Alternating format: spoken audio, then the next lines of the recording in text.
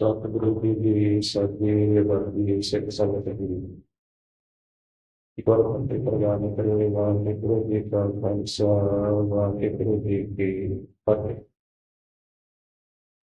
दसों का शहरी अन्य अपने शरीर त्याग जो क्या वह शत्रु बेमानत पालो पाल साहिब श्री गुरु ग्रंथ साहिब सत्य पातशाह निधि अपार कृपा सरिता अमृत वेले तो अमृत मई वाणी वेले कले गुरमुख प्यारिਆਂ ਦੇ ਪਰਸੋਂ ਸਰਵਨ ਕੀਤੇ ਨੇ ਜਿਨ੍ਹਾਂ ਕੋ ਸਮਾਂ ਹੋਰ ਸਤਿਗੁਰੂ ਜੀ ਕਿਰਪਾ ਕਰ ਬਖਸ਼ਿਸ਼ ਕਰਦੇ ਨੇ ਸਤਿਗੁਰੂ ਜੀ ਦੀ ਪਵਿੱਤਰ ਹਜ਼ੂਰੀ ਅੰਦਰ ਬੈਠ ਕਰ ਗੁਰਬਾਣੀ ਵਿਚਾਰਨਾ ਕਰੀਏ ਪਹੁੰਚੋ ਜੀ ਗੁਰੂ ਪ੍ਰਗਾਨ ਗੌਰ ਚਰਨਾਂ ਵਿੱਚ ਲਗਾਓ ਆਪਣੀ ਹਾਜ਼ਰੀ। ਸਤਿਗੁਰੂ ਜੀ ਦੀ ਪਵਿੱਤਰ ਹਜ਼ੂਰੀ ਅੰਦਰ ਬੈਠ ਕਰ ਗੁਰਬਾਣੀ ਦੀ ਧਾਰਨਾ ਕਰੀਏ। ਕਬੀਰ ਸਾਤ ਸਮੁੰਦ ਹੈ ਨਸ ਕਰੋ, ਕਲਮ ਕਰੋ ਬਲ ਰਾਏ। ਵਸੁਧਾ ਕਾਗਦ ਜਾ ਕਰੋ, ਹਰ ਜਸ ਲਿਖਨ ਨਾ ਜਾਏ।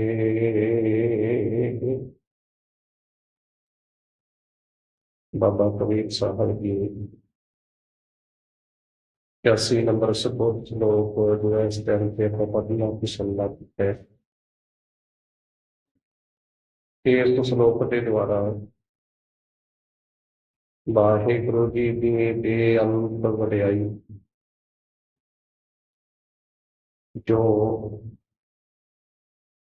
ਕਥਨ ਕਹਿਣ ਤੋਂ ਬਾਹਰ ਹੈ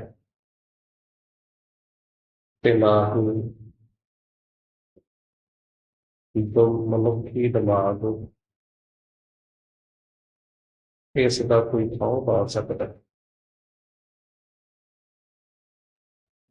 ਇਸ ਕਰਕੇ ਮਨੁੱਖ ਨੂੰ ਪ੍ਰਮਾਤਮਾ ਜੀ ਦੀ ਵਡਿਆਈ, ਪ੍ਰਮਾਤਮਾ ਦੇ ਗੁਣ, ਪਰਮੇਸ਼ਰ ਜੀ ਦਾ ਸਿਮਰਨ ਕੇਵਲ ਤੇ ਕੇਵਲ ਵਾਹਿਗੁਰੂ ਜੀ ਦੇ ਵੱਲੋਂ ਸਾਡੇ ਤੇ ਕੀਤੇ ਪਰਉਪਕਾਰਾਂ ਨੂੰ ਯਾਦ ਰੱਖਦੇ ਹੋਏ ਕਾਮ, ਕ੍ਰੋਧ, ਲੋਭ, ਮੋਹ, ਹੰਕਾਰ ਅਨੇਕਾਂ ਅੰਧਕਾਰਾਂ ਤੋਂ ਜਿਨ੍ਹਾਂ ਦੇ ਕਰਕੇ ਸਾਡਾ ਜੀਵਨ ਸੰਸਾਰ ਸਮੁੰਦਰ ਵਿੱਚ ਡੁੱਬ ਜਾਂਦਾ ਹੈ, ਉਹਨਾਂ ਤੋਂ ਬਚਣ ਲਈ ਪਰਮਾਤਮਾ ਦੀ ਵਡਿਆਈ ਕਰਨੀ ਜੋ ਕਿ ਸਾਡੇ ਜੀਵਨ ਦਾ ਮੁੱਖ ਮੰਤਵ ਹੈ, ਜਿਸ ਦੇ ਨਾਲ ਸਾਡਾ ਜੀਵਨ ਸਫਲ ਹੋ ਸਕਦਾ ਹੈ। ਪਰ ਜੇ ਕੋਈ ਮਨੁੱਖ ਕਹੇ ਮੈਂ ਪ੍ਰਮਾਤਮਾ ਜੀ ਦੀ ਵਡਿਆਈ ਕਹਿ ਕੇ ਪ੍ਰਮਾਤਮਾ ਦਾ ਅੰਤ ਪਾ ਲਵਾਂਗਾ, ਉਸ ਦੇ ਅੰਤ ਪ੍ਰਭੂ ਜੀ ਦਾ ਅੰਤ ਕੋਈ ਨਹੀਂ। ਤੇ ਇਸ ਪ੍ਰਥਾਏ ਬਾਬਾ ਕਬੀਰ ਸਾਹਿਬ ਜੀ ਅੱਜ ਦੇ ਪਵਿੱਤਰ ਸ਼ਲੋਕ ਵਿੱਚ ਸਾਨੂੰ ਅੰਮ੍ਰਿਤ ਵਿਚਾਰ ਕਹਿ ਰਹੇ ਨੇ। ਕਬੀਰ ਸਤ ਸੰਬੰਧੈ ਨਸ ਕਰੋ, ਕਾਲਮ ਕਰੋ ਬਲ ਰਾਏ। ਬਾਬਾ ਕਬੀਰ ਸਾਹਿਬ ਜੀ ਕਹਿੰਦੇ ਸੱਤ ਸਮੁੰਦਰਾਂ ਦੀ ਇਹ ਪਾਣੀ ਦੀ ਸ਼ਾਹੀ ਬਣਾ ਲਵਾਂ। ਸੱਤ ਸਮੁੰਦਰ ਮਸ ਕਹਿੰਦੇ ਨੇ ਜੀ ਸ਼ਾਹੀ ਨੂੰ, ਜਿਸ ਦੇ ਨਾਲ ਅਸੀਂ ਅੱਖਰ ਲਿਖਦੇ ਹਾਂ। ਸੱਤ ਸਮੁੰਦਰਾਂ ਦੇ ਪਾਣੀ ਦੀ ਸ਼ਾਹੀ ਬਣਾ ਲਵਾਂ। ਕਾਲਮ ਕਰੋ ਬਲ ਰਾਏ। ਜਿੰਨੇ ਵੀ ਵਾਹਿਗੁਰੂ ਜੀ ਨੇ ਇਸ ਧਰਤੀ ਤੇ ਬੂਟੇ ਪੈਦਾ ਕੀਤੇ ਨੇ ਨਾ, ਬੇਲ ਬੂਟੇ ਪੈਦਾ ਕੀਤੇ ਨੇ, ਉਹਨਾਂ ਸਾਰੇ ਬੂਟਿਆਂ ਦੀਆਂ ਕਲਮਾਂ ਘੜ ਲਵਾਂ। ਕਲਮ ਕਰੋ ਬਲ ਰਾਏ। ਬਲ ਰਾਏ ਸਾਰੇ ਜਿੰਨੇ ਬੇਲ ਬੂਟੇ ਨੇ ਉਹਨਾਂ ਦੀਆਂ ਕਲਮਾਂ ਬਣਾ ਲਵਾਂ। ਸ਼ਾਹੀ ਤੇ ਕਲਮ, ਹੁਣ ਕਲਮ ਦੇ ਨਾਲ ਸ਼ਾਹੀ ਲਾ ਕੇ ਲਿਖਿਆ ਜਾਊਗਾ, ਲਿਖਣ ਵਾਸਤੇ ਕੋਈ ਥਾਂ ਕਿਹੜੀ ਹੋਵੇ ਜਿੱਥੇ ਵਾਹਿਗੁਰੂ ਜੀ ਦਾ ਜਸ ਲਿਖ ਸਕੀਏ। ਸਦਾ ਕਾਗਦ ਜਾਓ ਕਰੋ। ਵਸੁਧਾ ਕਹਿੰਦੇ ਨੇ ਵੀ ਸਾਰੀ ਧਰਤੀ ਨੂੰ, ਸਾਰੀ ਧਰਤੀ ਨੂੰ ਕਾਗਜ਼ ਬਣਾ ਲਵਾਂ, ਪਰ ਲਿਖਿਆ ਜਾ ਸਕਦਾ ਪਰਮਾਤਮਾ ਦਾ ਜਸ। ਬਾਬਾ ਕਬੀਰ ਸਾਹਿਬ ਜੀ ਕਹਿੰਦੇ ਨਹੀਂ, ਹਰ ਜਸ ਲਿਖਣ ਨਾ ਜਾਏ। ਸੱਤ ਸਮੁੰਦਰਾਂ ਦਾ ਪਾਣੀ ਇੰਨੀ ਸ਼ਾਹੀ ਬਣਾ ਲਵਾਂ, ਸਾਰੀ ਧਰਤੀ ਦੇ ਵੇਲ ਬੂਟੇ ਇਹ ਕਲਮਾਂ ਬਣਾ ਲਵਾਂ, ਸਾਰੀ ਧਰਤੀ ਕਾਗਜ਼ ਬਣਾ ਲਵਾਂ, ਲਿਖਣ ਲੱਗਾ ਵਾਹਿਗੁਰੂ ਜੀ ਦੀ ਉਸਤਤੀ, ਵਾਹਿਗੁਰੂ ਜੀ ਦੀ ਵਡਿਆਈ, ਪਰਮੇਸ਼ਰ ਜੀ ਦਾ ਜਸ ਲਿਖਣ ਨਾ ਜਾਏ। ਬਾਬਾ ਕਬੀਰ ਸਾਹਿਬ ਜੀ ਕਹਿੰਦੇ ਲਿਖਣਾ ਚ ਨਹੀਂ ਜਾਂਦਾ, ਲਿਖਿਆ ਨਹੀਂ ਜਾਂਦਾ। ਇਸ ਕਰਕੇ ਵਾਹਿਗੁਰੂ ਜੀ ਬੇਅੰਤ ਨੇ, ਬੇਅੰਤ ਪ੍ਰਭੂ ਜੀ ਦਾ ਅੰਤ ਪਾਉਣ ਲਈ ਕੁਝ ਲਿਖਿਆ ਨਹੀਂ ਜਾ ਸਕਦਾ ਪੂਰੇ ਤੌਰ ਤੇ। ਜਿਸ ਕਰਕੇ ਦਸਵੇਸ਼ ਪਿਤਾ ਜੀ ਵੀ ਇਸ ਅੰਮ੍ਰਿਤ ਬਖਤ ਨੂੰ ਆਪਣੀ ਰਸਨਾ ਤੋਂ ਇਸ ਤਰ੍ਹਾਂ ਫਰਮਾਨ ਕਰਦੇ ਨੇ, ਕਾਗਦ ਦੀਪ ਸਭੈ ਕਰਕੇ ਯਾਰ ਸਾਤ ਸਮੁੰਦਰਨ ਕੀ ਮਸ ਕਹਿ ਹੋ। ਗੁਰੂ ਗੋਬਿੰਦ ਸਿੰਘ ਸਾਹਿਬ ਮਹਾਰਾਜ।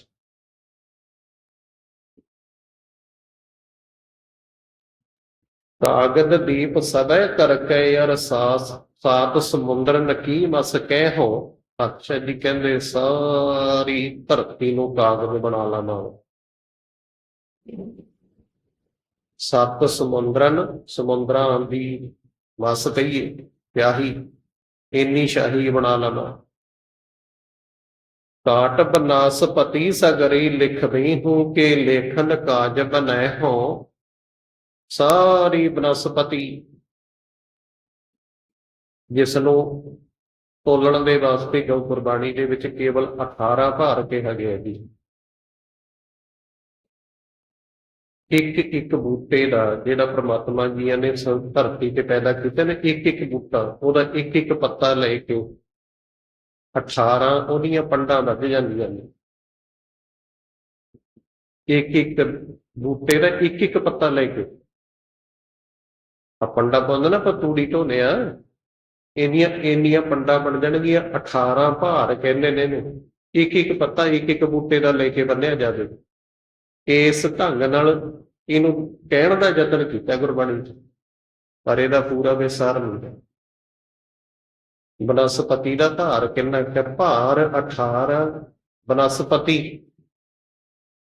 ਤੇ ਹੁਣ ਇਹਦਾ ਇੱਕ ਇੱਕ ਬੂਟੇ ਤੋਂ ਇੱਕ ਇੱਕ ਕਲਮ ਵੀ ਬਣੇ। ਤੇ ਵੇਖੋ ਕਿੰਨੇ ਪੱਤਰਾਂ ਦੇ ਤਾਂ 18 ਭਾਰ ਹੋ ਗਏ। 18 ਭਾਰ ਇਹਨਾਂ ਕਲਮਾਂ ਦੇ ਹੋ ਗਏ, ਤੇ ਇੰਨੀਆਂ ਕਲਮਾਂ। ਕਾਟ ਬਨਸਪਤੀ ਸਗਰੀ, ਸਾਰੀ ਬਨਸਪਤੀ ਨੂੰ ਕੱਟ ਕੇ ਲਿਖਵੇ ਹੂੰ ਕੇ ਲੇਖਨ ਕਾਜ ਬਣੈ ਹੋ। ਤੇ ਉਹਨਾਂ ਕਲਮਾਂ ਨਾਲ ਮੈਂ ਵਾਹਿਗੁਰੂ ਜੀ ਦਾ ਜਸ ਲਿਖਣ ਲੱਗਾ। ਲਖਾਰੀ ਕਿਹਨੂੰ ਲਾਵਾਂ? ਲਖਾਰੀ ਵੀ ਤੇ ਕੋਈ ਤਕੜਾ ਹੀ ਚਾਹੀਦਾ ਨਾ, ਜਿਹੜਾ ਲਿਖੇ। ਤੇ ਫਿਰ ਜਿਹੜਾ ਲਿਖਾਵੇ ਕੋਲ ਬੈਠ ਕੇ, ਜਿਵੇਂ ਗੁਰੂ ਗ੍ਰੰਥ ਸਾਹਿਬ ਸੱਚੇ ਪਾਤਸ਼ਾਹ ਜੀ ਭਾਈ ਗੁਰਦਾਸ ਸਾਹਿਬ ਜੀ ਨੇ ਲਿਖੇ, ਕਿੰਨਾ ਦਾਰਸ਼ਨਿਕ, ਕਿੰਨਾ ਉਹਨਾਂ ਦੀ ਤਕੜੀ ਬੁੱਧ ਹੋਊਗੀ। ਧੰਨ ਸ਼੍ਰੀ ਗੁਰੂ ਗ੍ਰੰਥ ਸਾਹਿਬ ਜੀ ਦਾ ਸਰੂਪ ਲਿਖਿਆ ਹੈ ਭਾਈ ਗੁਰਦਾਸ ਸਾਹਿਬ ਜੀ ਨੇ, ਤੇ ਗੁਰੂ ਅਰਜਨ ਦੇਵ ਸਾਹਿਬ ਮਹਾਰਾਜ ਸੱਚੇ ਪਾਤਸ਼ਾਹ ਜੀ ਨੇ ਕੋਲ ਬੈਠ ਕੇ ਲਿਖਾਇਆ ਹੈ। ਇੰਨਾ ਵਿਸਥਾਰ ਧੰਨ ਸ਼੍ਰੀ ਗੁਰੂ ਗ੍ਰੰਥ ਸਾਹਿਬ ਮਹਾਰਾਜ ਸੱਚੇ ਪਾਤਸ਼ਾਹ ਜੀ ਦਾ ਜਿਹੜਾ ਲਿਖਿਆ ਭਾਈ ਗੁਰਦਾਸ ਸਾਹਿਬ ਜੀ ਨੇ ਆਪਣੇ ਹੱਥੀਂ। ਤੇ ਕੋਲੇ ਬੈਠ ਕੇ ਲਿਖਾਉਣ ਵਾਲਾ ਤੇ ਲਿਖਣ ਵਾਲਾ ਕਿਹੋ ਜਿਹੇ ਹੋਣ। ਸਾਰ ਸੁਤੀ ਬਖਤਾ ਕਰਕੇ ਜੁਗ ਕੋਟ ਗਣੇਸ਼ ਕੇ ਹੱਥ ਲਿਖੈ ਹੋ। ਸਾਰਸਤੀ,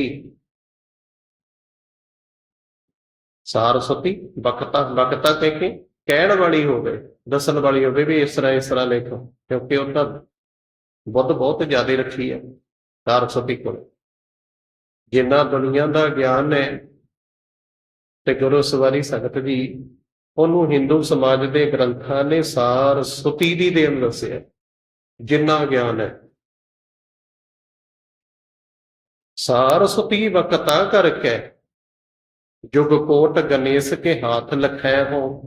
ਕਰੋੜਾਂ ਯੁੱਗ ਕੋਈ ਲਿਖੀ ਜਾਵੇ, ਕਰੋੜਾਂ ਯੁੱਗ, ਤਾਂ 4 ਯੁੱਗਾਂ ਦੀ ਗੱਲ ਹੈ। ਕਰੋੜਾਂ ਯੁੱਗ ਕੋਈ ਲਿਖੀ ਜਾਵੇ, ਸਾਰੀ ਧਰਤੀ ਦਾ ਕਾਗਜ਼, ਸਾਰੀ ਬਨਸਪਤੀ ਦੀਆਂ ਕਲਮਾਂ, 7 ਸਮੁੰਦਰਾਂ ਦੀ ਸ਼ਾਹੀ, ਸਾਰਸਵਤੀ ਲਿਖਾਉਣ ਵਾਲੀ ਹੋਵੇ, ਕੋਲ ਬੈਠ ਕੇ ਬੋਲਦੀ ਰਹੇ, ਕਰੋੜਾਂ ਯੁੱਗ ਕੋਈ ਲਿਖੀ ਜਾਵੇ, ਲਿਖਣ ਵਾਲਾ ਕੌਣ ਹੋਵੇ? ਜਿਹਦੇ ਹੱਥ 'ਚ ਕਲਮ ਫੜੀ ਹੋਵੇ, ਉਹ ਕੌਣ ਹੋਵੇ? ਗਣੇਸ਼ ਨੂੰ ਬੜਾ ਵਧੀਆ ਲਿਖਾਰੀ ਦੱਸਿਆ ਜੀ ਹਿੰਦੂ ਸਮਾਜ 'ਚ। ਗਣੇਸ਼ ਸ਼ਿਵ ਜੀ ਦਾ ਪੁੱਤਰ, ਜਿਹਦਾ ਮੂੰਹ ਹਾਥੀ ਦਾ ਲੱਗਿਆ ਹੋਇਆ ਦਿਖਾਉਂਦੇ ਨੇ ਆਮ ਤੋਂ ਲੋਕ ਆਪਣੇ, ਹਾਥੀ ਦਾ ਮੁੱਛ ਲੱਗਿਆ ਹੋਇਆ। ਗਣੇਸ਼ ਬੜਾ ਲਿਖਾਰੀ ਹੈ, ਬੜੀ ਤੇਜ਼ੀ ਨਾਲ ਲਿਖਦਾ। ਗਣੇਸ਼ ਕੇ ਹੱਥ ਲਿਖੈ ਹੋ, ਲਿਖਣ ਵਾਲਾ ਗਣੇਸ਼ ਹੋਵੇ। ਪਰ ਧੰਨ ਗੁਰੂ ਗੋਬਿੰਦ ਸਿੰਘ ਸਾਹਿਬ ਸੱਚੇ ਪਾਤਸ਼ਾਹ ਜੀ ਪਿਛਲੀਆਂ ਭਗਤੀਆਂ 'ਚ ਰਿਜ਼ਲਟ ਦਿੰਦੇ ਨੇ ਸਾਨੂੰ ਕੀ ਹੋਣਾ। ਕਾਲ ਕਿਰਪਾਲ ਬਿਨਾ ਬਿਨਤੀ, ਨਾ ਤਉ ਤੁਮ ਕੋ ਪ੍ਰਭ ਨੈ ਕਿਰ ਜੈ ਹੋ। हे ਵਾਹਿਗੁਰੂ ਜੀ, ਕਿਰਪਾਲੂ ਦਇਆਲੂ ਪਰਮੇਸ਼ਰ ਜੀ, ਬਿਨਾ ਦੀਨ ਮਾਨ ਹੋ ਕੇ ਬੇਨਤੀ ਕਰੇ ਤੋਂ ਬਿਨਾ ਤੈਨੂੰ ਕੋਈ ਖੁਸ਼ ਨਹੀਂ ਕਰ ਸਕਦਾ। ਜਿੰਨਾ ਚਿਰ ਕੋਈ ਨਿਮਰਤਾ ਨਾਲ, ਪ੍ਰੇਮ ਨਾਲ, ਸ਼ਰਧਾ ਨਾਲ ਤੇਰੇ ਦੁਆਰੇ ਤੇ ਢਹਿ ਕੇ ਤੇਰੇ ਅੱਗੇ ਨਿਮਰਤਾ ਨਾਲ ਬੇਨਤੀ ਨਹੀਂ ਕਰਦਾ, ਉਹਨਾਂ ਚਿਰ ਤੂੰ ਨਹੀਂ ਕਿਸੇ ਤੇ ਰੀਝਦਾ, ਭਾਵੇਂ ਕੁਛ ਲਿਖੀ ਜਾਵੇ। ਉਹਨਾਂ ਚਿਰ ਤੂੰ ਪ੍ਰਸੰਨ ਨਹੀਂ ਹੁੰਦਾ। ਭਾਈ ਗੁਰਦਾਸ ਸਾਹਿਬ ਜੀ ਇਸ ਪਰਥਾਏ ਬਚਨ ਕਹਿੰਦੇ ਨੇ, ਪਾਤਸ਼ਾਹਾਂ ਪਾਤਸ਼ਾਹ ਹੈ, ਅਬਚਲ ਰਾਜ ਵੱਡੀ ਪਾਤਸ਼ਾਹੀ। ਦੁਨੀਆ ਦੇ ਪਾਤਸ਼ਾਹ ਥੋੜੀ ਜਿੰਨੀ ਪਾਤਸ਼ਾਹੀ ਲੈ ਕੇ ਦੇਖੋ ਆਪਣੇ ਆਪ ਨੂੰ ਕਿੰਨੇ ਵੱਡੇ ਪਾਤਸ਼ਾਹ ਕਹਾਉਣ ਲੱਗ ਜਾਂਦੇ ਨੇ, ਬਾਦਸ਼ਾਹ ਕਹਾਉਣ ਲੱਗ ਜਾਂਦੇ ਨੇ। ਪਰ ਪਾਤਸ਼ਾਹ ਪਾਤਸ਼ਾਹ ਹੈ ਪਰਮਾਤਮਾ, ਪਾਤਸ਼ਾਹਾਂ ਦਾ ਪਾਤਸ਼ਾਹ। ਜਿੰਨੇ ਪਾਤਸ਼ਾਹ ਹੋਏ ਨੇ ਸਾਰਿਆਂ ਨੂੰ ਪਾਤਸ਼ਾਹੀ ਦਿੱਤੀ ਹੈ ਨਾ ਉਹਨੇ, ਉਹਦਾ ਦਿੱਤਾ ਹੋਇਆ ਹੀ ਸਭ ਕੁਝ ਉਹਨਾਂ ਨੂੰ ਮਿਲਿਆ। ਫਿਰ ਉਹ ਪਾਤਸ਼ਾਹ ਕਿੱਡਾ ਵੱਡਾ ਪਾਤਸ਼ਾਹ ਹੈ। ਪਾਤਸ਼ਾਹਾਂ ਪਾਤਸ਼ਾਹ ਅਵਚਲ ਰਾਜ ਵੱਡੀ ਪਾਤਸ਼ਾਹੀ। ਪਾਤਸ਼ਾਹਾਂ ਦਾ ਪਾਤਸ਼ਾਹ, ਉਹਦੀ ਪਾਤਸ਼ਾਹੀ ਸਦਾ ਰਹਿਣ ਵਾਲੀ ਹੈ, ਸਦਾ ਰਹਿਣ ਵਾਲੀ ਹੈ। ਤੇ ਬਾਬਾ ਕਬੀਰ ਸਾਹਿਬ ਜੀ ਕਹਿੰਦੇ, ਪਰਮੇਸ਼ਰ ਜੀ ਵਾਹਿਗੁਰੂ ਜੀ ਦੇ ਪ੍ਰਥਾਏ ਕੋ ਹਰ ਸਮਾਨ ਨਹੀਂ ਰਾਜਾ। ਇਹ ਭੂਪਤ ਸਭ ਦਿਵਸ ਚਾਰ ਕੇ ਝੂਠੇ ਕਰਤ ਦੇ ਵਾਜਾ। ਕੋਈ ਵਾਹਿਗੁਰੂ ਜੀ ਦੇ ਬਰਾਬਰ ਦਾ ਰਾਜਾ ਹੈਗਾ? ਇੱਕ ਤੇ ਉਹਦੇ ਰਾਜ ਦਾ ਕੋਈ ਵਿਸਥਾਰ, ਕਿੰਨਾ ਕੁ ਕੋਈ ਅੰਤ ਨਹੀਂ। ਇੱਕ ਉਹਨੂੰ ਰਾਜ ਕਿਸੇ ਨੇ ਦਿੱਤਾ ਨਹੀਂ, ਇੱਕ ਉਹਦੇ ਕੋਲੇ ਜਿਹੜਾ ਰਾਜ ਹੈ ਕਿਤੇ ਜਾਂਦਾ ਨਹੀਂ ਉਹਦੇ ਕੋਲੋਂ। ਬੜੇ ਰਾਜੇ ਹੋ ਕੇ ਤੁਰ ਜਾਂਦੇ ਨੇ, ਤੁਰ ਜਾਂਦੇ ਨੇ ਤੇ ਉਹਨਾਂ ਦੀ ਜਗ੍ਹਾ ਹੋਰ ਆ ਜਾਂਦੇ ਨੇ, ਜਾਂ ਰਾਜਿਆਂ ਦੇ ਰਾਜ ਭਾਗ ਵੀ ਖੁੱਸ ਜਾਂਦੇ ਨੇ। ਅਨੇਕਾਂ ਰਾਜੇ ਹੋਏ ਨੇ, ਵੇਖੋ ਹਰੀਸ਼ ਚੰਦਰ ਵਰਗੇ ਜਿਨ੍ਹਾਂ ਦੇ ਰਾਜ ਹੱਥੋਂ ਨਿਕਲ ਗਏ, ਹਮਾਯੂ ਵਰਗੇ ਜਿਨ੍ਹਾਂ ਨੂੰ ਰਾਜ ਭਾਗ ਆਪਣੇ ਹੱਥੋਂ ਨਿਕਲ ਗਏ। ਇਹੋ ਜਿਹੇ ਰਾਜੇ ਹੋਏ ਜਿਨ੍ਹਾਂ ਦੇ ਰਾਜ ਵੀ ਖੁੱਸ ਗਏ ਉਹਨਾਂ ਦੇ ਕੋਲੋਂ। ਪਰ ਪਰਮੇਸ਼ਰ ਜੀ ਦੀ ਪਾਤਸ਼ਾਹੀ, ਉਹਦਾ ਰਾਜ ਕਿਤੇ ਨਹੀਂ ਜਾਣ ਵਾਲਾ। ਕਿਸੇ ਨੇ ਦਾ ਰਾਜ ਦਿੱਤਾ ਨਹੀਂ, ਕੋਈ ਉਹ ਤੋਂ ਰਾਜ ਲੈ ਨਹੀਂ ਸਕਦਾ। ਤੇ ਸਦੀਵੀ ਕਾਲ ਰਾਜ ਹੈ ਉਹਦਾ, ਅਵਚਲ ਰਾਜ, ਸਦਾ ਰਹਿਣ ਵਾਲਾ ਉਹਦਾ ਰਾਜ, ਵੱਡੀ ਪਾਤਸ਼ਾਹੀ। ਪਾਤਸ਼ਾਹ ਵੀ ਬੜਾ ਵੱਡਾ ਹੈ। ਤੇ ਕਿੰਨੀ ਕੁ ਵਡਿਆਈ ਕਹੀਏ। ਬਾਬਾ ਕਬੀਰ ਸਾਹਿਬ ਜੀ ਤਾਂ ਆਪਾਂ ਨੂੰ ਦੱਸ ਹੀ ਗਏ ਨੇ ਕਿ 7 ਸਮੁੰਦਰਾਂ ਦੀ ਸ਼ਾਹੀ, ਸਾਰੀ ਬਨਸਪਤੀ ਦੀਆਂ ਕਲਮਾਂ, ਸਾਰੀ ਧਰਤੀ ਦਾ ਕਾਗਜ਼। ਬੈਠੋ ਲਿਖਣ ਵਾਸਤੇ ਲਿਖ ਲਓ, ਨਹੀਂ ਲਿਖਿਆ ਜਾਣਾ ਜੀ ਲਿਖਣ ਦਾ ਯਤਨ ਕਰੋ। ਜਿੰਨਾ ਲਿਖੋਗੇ ਓਨਾ ਹੀ ਹੋਰ ਵਧੇਕ ਸਾਨੂੰ ਸਮਝ ਆਉਂਦੀ ਜਾਂਦੀ ਹੈ ਉਹਦੀ। ਇਹ ਨਹੀਂ ਲਿਖ ਨਹੀਂ ਸਕਦੇ, ਲਿਖਣ ਬੈਠਦੇ ਆ। ਗੁਰੂ ਸਵਾਰੀ ਸੰਗਤ ਜੀ ਦੇਖੋ, ਆਪਾਂ ਰੋਜ਼ ਦੇ ਇਸ ਕਥਾ ਦੇ ਟਾਈਮ ਦੇ ਵਿੱਚ ਨਾ ਬਾਬਾ ਕਬੀਰ ਸਾਹਿਬ ਜੀ ਦੀਆਂ ਵੱਧ ਤੋਂ ਵੱਧ 4 ਜਾਂ 6 ਪੰਕਤੀਆਂ ਦੀ ਵਿਚਾਰ ਕਰਦੇ ਆ। 1 ਘੰਟੇ ਦੇ ਵਿੱਚ ਵੀ ਸੰਕੋਚ ਕੇ ਗੱਲ ਕਹਿਣੀ ਪੈਂਦੀ ਹੈ। ਪਰ ਜੇ ਕਿਤੇ ਬੋਲੀ ਜਾਈਏ ਤੇ ਪਤਾ ਨਹੀਂ ਕਿੰਨਾ ਕੁ ਸਮਾਂ ਹੀ ਬੋਲੀ ਜਾਈਏ, ਕਿੰਨਾ ਕੁ ਸਮਾਂ, ਕਿੰਨੀ ਕੁ ਵਿਸਥਾਰ ਹੋ ਜਾਣਾ ਹੁੰਦਾ। ਇਹਦਾ ਸੰਕੋਚਣਾ ਪੈਂਦਾ ਹੈ, ਰੋਕਣਾ ਪੈਂਦਾ ਟਾਈਮ ਨੂੰ ਧਿਆਨ ਵਿੱਚ ਰੱਖਦੇ ਹੋਏ ਵੀ ਟਾਈਮ ਅੱਗੇ ਨੂੰ, ਟਾਈਮ ਨੇ ਤਾਂ ਪਰੇ ਹੀ ਜਾਣਾ ਨਾ ਆਪਣੇ ਨਾਲ। ਪਰ ਆਪਣੇ ਆਪ ਨੂੰ ਹੀ ਵੇਖਣਾ ਪੈਂਦਾ ਵੀ ਹੁਣ ਇੱਥੇ ਸਮਾਪਤੀ ਦਾ ਬੰਨ ਨੂੰ ਬੰਨ, ਇੱਥੇ ਸਮਾਪਤੀ ਕਰ ਲਈਓ, ਨਹੀਂ ਇਹਦਾ ਅੰਤ ਹੈਗਾ ਕੋਈ, ਇਹਨੂੰ ਪੂਰਾ ਕਹਿ ਲਾਂਗੇ ਆਪਾਂ। ਇਸੇ ਕਰਕੇ ਗੁਰੂ ਨਾਨਕ ਦੇਵ ਸਾਹਿਬ ਮਹਾਰਾਜ ਸੱਚੇ ਪਾਤਸ਼ਾਹ ਜੀ ਕਹਿੰਦੇ ਜੇ ਕੋ ਕਥੈ ਤਾਂ ਅੰਤ ਨਾ ਅੰਤ। ਜੇ ਕੋਈ ਕਹਿਣ ਲੱਗੇ ਅੰਤ ਹੈਗਾ, ਸਾਡੇ ਕੋਲੇ ਜਵਾਬ ਨਹੀਂ, ਆਪ ਹੀ ਕਹਿੰਦੇ ਨਾ ਅੰਤ, ਇਹਦਾ ਅੰਤ ਨਹੀਂ ਹੈ ਕੋਈ। ਇਸ ਬੇਅੰਤਤਾਈ ਦਾ ਅੰਤ ਨਹੀਂ ਪਰਮੇਸ਼ਰ ਜੀ ਦਾ ਕੋਈ। ਕੇਵਡ ਤਖਤ ਵਖਾਣੀਐ ਕੇਵਲ ਮਹਿਲ ਕੇਵਡ ਦਰਗਾਹੀ। ਕਿੱਡਾ ਕੁ ਵੱਡਾ ਉਹਦਾ ਤਖਤ ਹੈ ਤੇ ਕਿੱਡਾ ਕੁ ਵੱਡਾ ਉਹਦਾ ਮਹਿਲ ਹੈ। ਅਤ ਊਚਾ ਤਾਕਾ ਦਰਬਾਰਾ ਅੰਤ ਨਹੀਂ ਕਿਛ ਪਾਰਾ ਬਾਰਾ। ਉਹਦੀ ਦਰਗਾਹੀ, ਉਹਦੀ ਕਚਹਿਰੀ ਕਿੱਡੀ ਕੁ ਵੱਡੀ ਹੈ ਜਿੱਥੇ ਇੰਨੇ ਜੀਵਾਂ ਦੇ ਨਿਬੇੜੇ ਕਰਦਾ ਉਹ। ਹਰ ਇੱਕ ਦੇ ਜੀਵ ਦੇ ਮੱਥੇ ਤੇ ਕਰਮ ਲਿਖੇ, ਉਹਦੇ ਮੁਤਾਬਕ ਉਹਨੂੰ ਬਸ ਚੀਜ਼ ਮਿਲੀ ਜਾਣੀ ਹੈ, ਟਾਈਮ ਨਾਲ ਮਿਲੀ ਜਾਣੀ ਹੈ। ਸਾਰਿਆਂ ਦੀ ਰੋਜੀ ਰੋਟੀ ਦਾ ਖਿਆਲ ਕਰਦਾ, ਕਿੱਥੇ ਬੈਠ ਕੇ ਕਰਦਾ, ਸਾਰਿਆਂ ਨੂੰ ਸਮੇਂ ਸਮੇਂ ਦੇ ਨਾਲ ਇਹ ਵੀ ਖਿਆਲ ਰੱਖਣਾ ਇਹਦਾ ਜਨਮ ਹੋਣਾ ਹੈ ਤੇ ਇਹਨੂੰ ਮੈਂ ਜਨਮ ਦੇਣ ਤੋਂ ਬਾਅਦ ਇਹਨੂੰ ਇਹ ਕੁਝ ਦੇਣਾ ਹੈ, ਇੰਨੇ ਦੀ ਮੌਤ ਹੋਣੀ ਹੈ। ਤੇ ਉਹ ਸਾਰੀ ਜਿਹੜੀ ਚੱਲ ਰਹੀ ਦਰ ਹੈ, ਇਹਨੂੰ ਬੈਠ ਕੇ ਚਲਾਉਂਦਾ ਕਿੱਥੇ ਹੈ ਉਹ। ਗੁਰੂ ਸਵਾਰੀ ਸੰਗਤ ਜੀ, ਅਸੀਂ ਘਰ ਚਲਾਉਂਦੇ ਹਾਂ ਜਿਸ ਘਰ ਦੇ ਵਿੱਚ 5-7 ਜੀ ਹੁੰਦੇ ਆ, ਸਾਡੇ ਤੋਂ ਘਰ ਚਲਾਉਂਦੇ ਆ ਵੀ ਘਰ ਦੀ ਜ਼ਿੰਮੇਵਾਰੀਆਂ ਸੰਭਾਲਦੇ ਹੋਇਆਂ ਵੀ ਬੇਅੰਤ ਗਲਤੀਆਂ ਹੁੰਦੀਆਂ ਨੇ, ਪਰ ਕਿਤੇ ਉਹ ਗਾਈ ਨਹੀਂ ਹੈ ਕੋਈ, ਕਿਤੇ ਵੀ। ਕਿੱਡਾ ਕੁ ਵੱਡਾ ਪਾਤਸ਼ਾਹ, ਕਿਤੇ ਮਾੜੀ ਮੋਟੀ ਵੀ ਭੁੱਲ ਹੋ ਜੇ ਕਿਸੇ ਪਾਸੇ, ਥੋੜੀ ਬਹੁਤੀ ਵੀ ਕਿਤੇ ਹੋ ਜੇ, ਨਹੀਂ। ਸੜਕਾਂ ਤੇ ਗੱਡੀਆਂ ਚੱਲਦੀਆਂ ਨੇ, ਕਿੰਨੀ ਟ੍ਰੈਫਿਕ ਹੈ, ਬਹੁਤ ਚੰਗੇ ਤੋਂ ਚੰਗੇ ਡਰਾਈਵਰ ਵੀ ਗੱਡੀ 'ਚ ਗੱਡੀ ਲਾ ਦਿੰਦੇ ਨੇ, ਬਹੁਤ ਚੰਗੇ ਆਪਣੇ ਆਪ ਨੂੰ ਡਰਾਈਵਰ ਕਹਾਉਣ ਵਾਲੇ ਚੋਟੀ ਦੇ ਡਰਾਈਵਰਾਂ ਤੋਂ ਗੱਡੀਆਂ ਭਿੜ ਜਾਂਦੀਆਂ ਨੇ।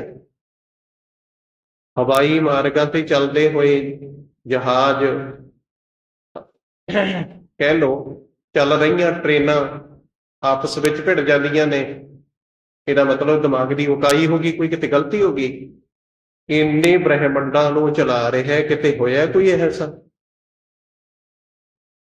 ਇੰਨੇ ਕੁਝ ਨੂੰ ਚਲਾ ਰਿਹਾ, ਕੋਟ ਬ੍ਰਹਿਮੰਡ ਕੋ ਠਾਕੁਰ ਸਵਾਮੀ ਸਰਬ ਜੀਆਂ ਦਾ ਦਾਤਾ ਰੇ, ਪ੍ਰਤਿਪਾਲਾ ਨੇ ਤਾਂ ਸਾਰ ਸੰਭਾਲੇ, ਇੱਕ ਗੁਣ ਨਹੀਂ ਮੂਰਖ ਜਾਤਾ ਰੇ। ਅਸੀਂ ਤਾਂ ਉਹਦਾ ਇੱਕ ਗੁਣ ਵੀ ਨਹੀਂ ਜਾਣਦੇ। ਸਮੁੰਦਰਾਂ ਦੀ ਸ਼ਾਹੀ ਨਾਲ, ਸਾਰੀ ਧਰਤੀ ਦੇ ਕਾਗਜ਼ ਨਾਲ, ਬ੍ਰਹਸਪਤੀ ਦੀਆਂ ਕਲਮਾਂ ਨਾਲ ਉਹਦਾ ਜਸ ਲਿਖਣ ਲੱਗੀ, ਇੱਕ ਗੁਣ ਵੀ ਨਹੀਂ ਸਾਨੂੰ ਉਹਦਾ ਯਾਦ ਆਉਂਦਾ, ਇੱਕ ਗੁਣ ਵੀ ਚੇਤੇ 'ਚ ਨਹੀਂ ਆਉਂਦਾ ਵੀ ਵਾਹ ਮਾਲਕ ਧੰਨ ਹੈ, ਇਹ ਸਾਰਾ ਕੁਝ ਬਣਾਇਆ ਕਿਵੇਂ। ਸਾਡੇ ਕੋਲ ਵਾਹਿਗੁਰੂ ਜੀ ਨੇ ਸਾਨੂੰ ਬੁੱਧ ਦਿੱਤੀ, ਇਹਦੇ ਵਿੱਚ ਵੀ ਕਿੰਨੀਆਂ ਉਕਾਈਆਂ ਹੋ ਜਾਂਦੀਆਂ ਨੇ ਸਾਡੇ ਤੋਂ, ਪਰ ਕਿੱਡੀ ਕੁ ਪਾਤਸ਼ਾਹੀ, ਕਿੱਡਾ ਕੁ ਆਪ ਵੱਡਾ, ਕਿੰਨਾ ਕੁ ਉਹਦਾ ਮਹਿਲ ਦਾ ਵਿਸਥਾਰ, ਜਿੱਥੇ ਬੈਠ ਕੇ ਉਹ ਸਾਰੇ ਜੀਵਾਂ ਦੀ ਸਾਂਭ ਸੰਭਾਲ ਕਰਦਾ। ਗੁਰੂ ਨਾਨਕ ਸਾਹਿਬ ਜੀ ਰੋਜ਼ ਸਾਡੇ ਨਾਲ ਸਵਾਲ ਕਰਦੇ ਨੇ। ਪਾਤਸ਼ਾਹ ਜੀ ਕਹਿੰਦੇ ਸੋ ਦਰ ਤੇਰਾ ਕੀਹਾ, ਸੋ ਘਰ ਕੀਹਾ, ਜਿਤ ਵਹਿ ਸਰਬ ਸੰਭਾਲੇ। ਵਾਹਿਗੁਰੂ ਜੀ, ਉਹ ਦਰ ਤੇਰਾ ਕਿਹੋ ਜਿਹਾ ਹੈ, ਉਹ ਘਰ ਤੇਰਾ ਕਿਹੋ ਜਿਹਾ ਹੈ ਜਿੱਥੇ ਬੈਠ ਕੇ ਤੂੰ ਸਾਰਿਆਂ ਦੀ ਸੰਭਾਲੇ, ਕਹੀਏ ਸੰਭਾਲ ਕਰ ਰਹੇ ਹੈ। ਜਿਤ ਵਹਿ ਸਰਬ ਸੰਭਾਲੇ, ਜਿੱਥੇ ਬੈਠ ਕੇ ਤੂੰ ਸਾਰਿਆਂ ਦੀ ਸੰਭਾਲ ਕਰ ਰਿਹਾ ਹੈ, ਕਿਹੋ ਜਿਹਾ ਤੇਰਾ ਦਰ, ਸੰਭਾਲ ਸਾਰਿਆਂ ਦੀ ਕਰ ਰਿਹਾ ਹੈ। ਫਿਰ ਦਿਆਲੂ ਕਿਰਪਾਲੂ ਇੰਨਾ, ਕਿਸੇ ਨਾਲ ਨਾਰਾਜ਼ ਨਹੀਂ ਹੁੰਦਾ। ਕੋਈ ਗਾਲਾਂ ਵੀ ਕੱਢਦੇ ਨੇ, ਕੋਈ ਉਹਦੀ ਵਿਡਾਈ ਵੀ ਕਰਦੇ ਨੇ, ਕੋਈ ਪੂਜਾ ਵੀ ਕਰਦੇ ਨੇ, ਤੇ ਪਰ ਇਹ ਥੋੜਾ ਵੀ ਕਿਸੇ ਨਾਲ ਨਾਰਾਜ਼ ਹੋ ਜੇ। ਆਪਣੇ ਤੇ ਪਰਿਵਾਰ ਦੇ ਜੀਆਂ ਵਿੱਚ 2 ਸਾਡੇ ਬੱਚੇ ਹੋਣ, 2 ਪੁੱਤ ਨੇ, 2 ਪੁੱਤਾਂ ਦੇ ਵਿੱਚੋਂ ਇੱਕ ਵੀ ਸਾਡੇ ਖਿਲਾਫ ਬੋਲ ਜੇ ਨਾ, ਉਹਨੂੰ ਜੇ ਆਪਾਂ ਬਹੁਤਾ ਨਹੀਂ, ਪੁੱਤ ਹੋਣ ਦੇ ਨਾਤੇ 1-2 ਦਿਨ ਤਾਂ ਆਪ ਹੀ ਚੁੱਪ ਕਰ ਜਾਣਾ ਵੀ ਸਾਡੇ ਨੂੰ ਕੀ ਬਣਾਉਣਾ।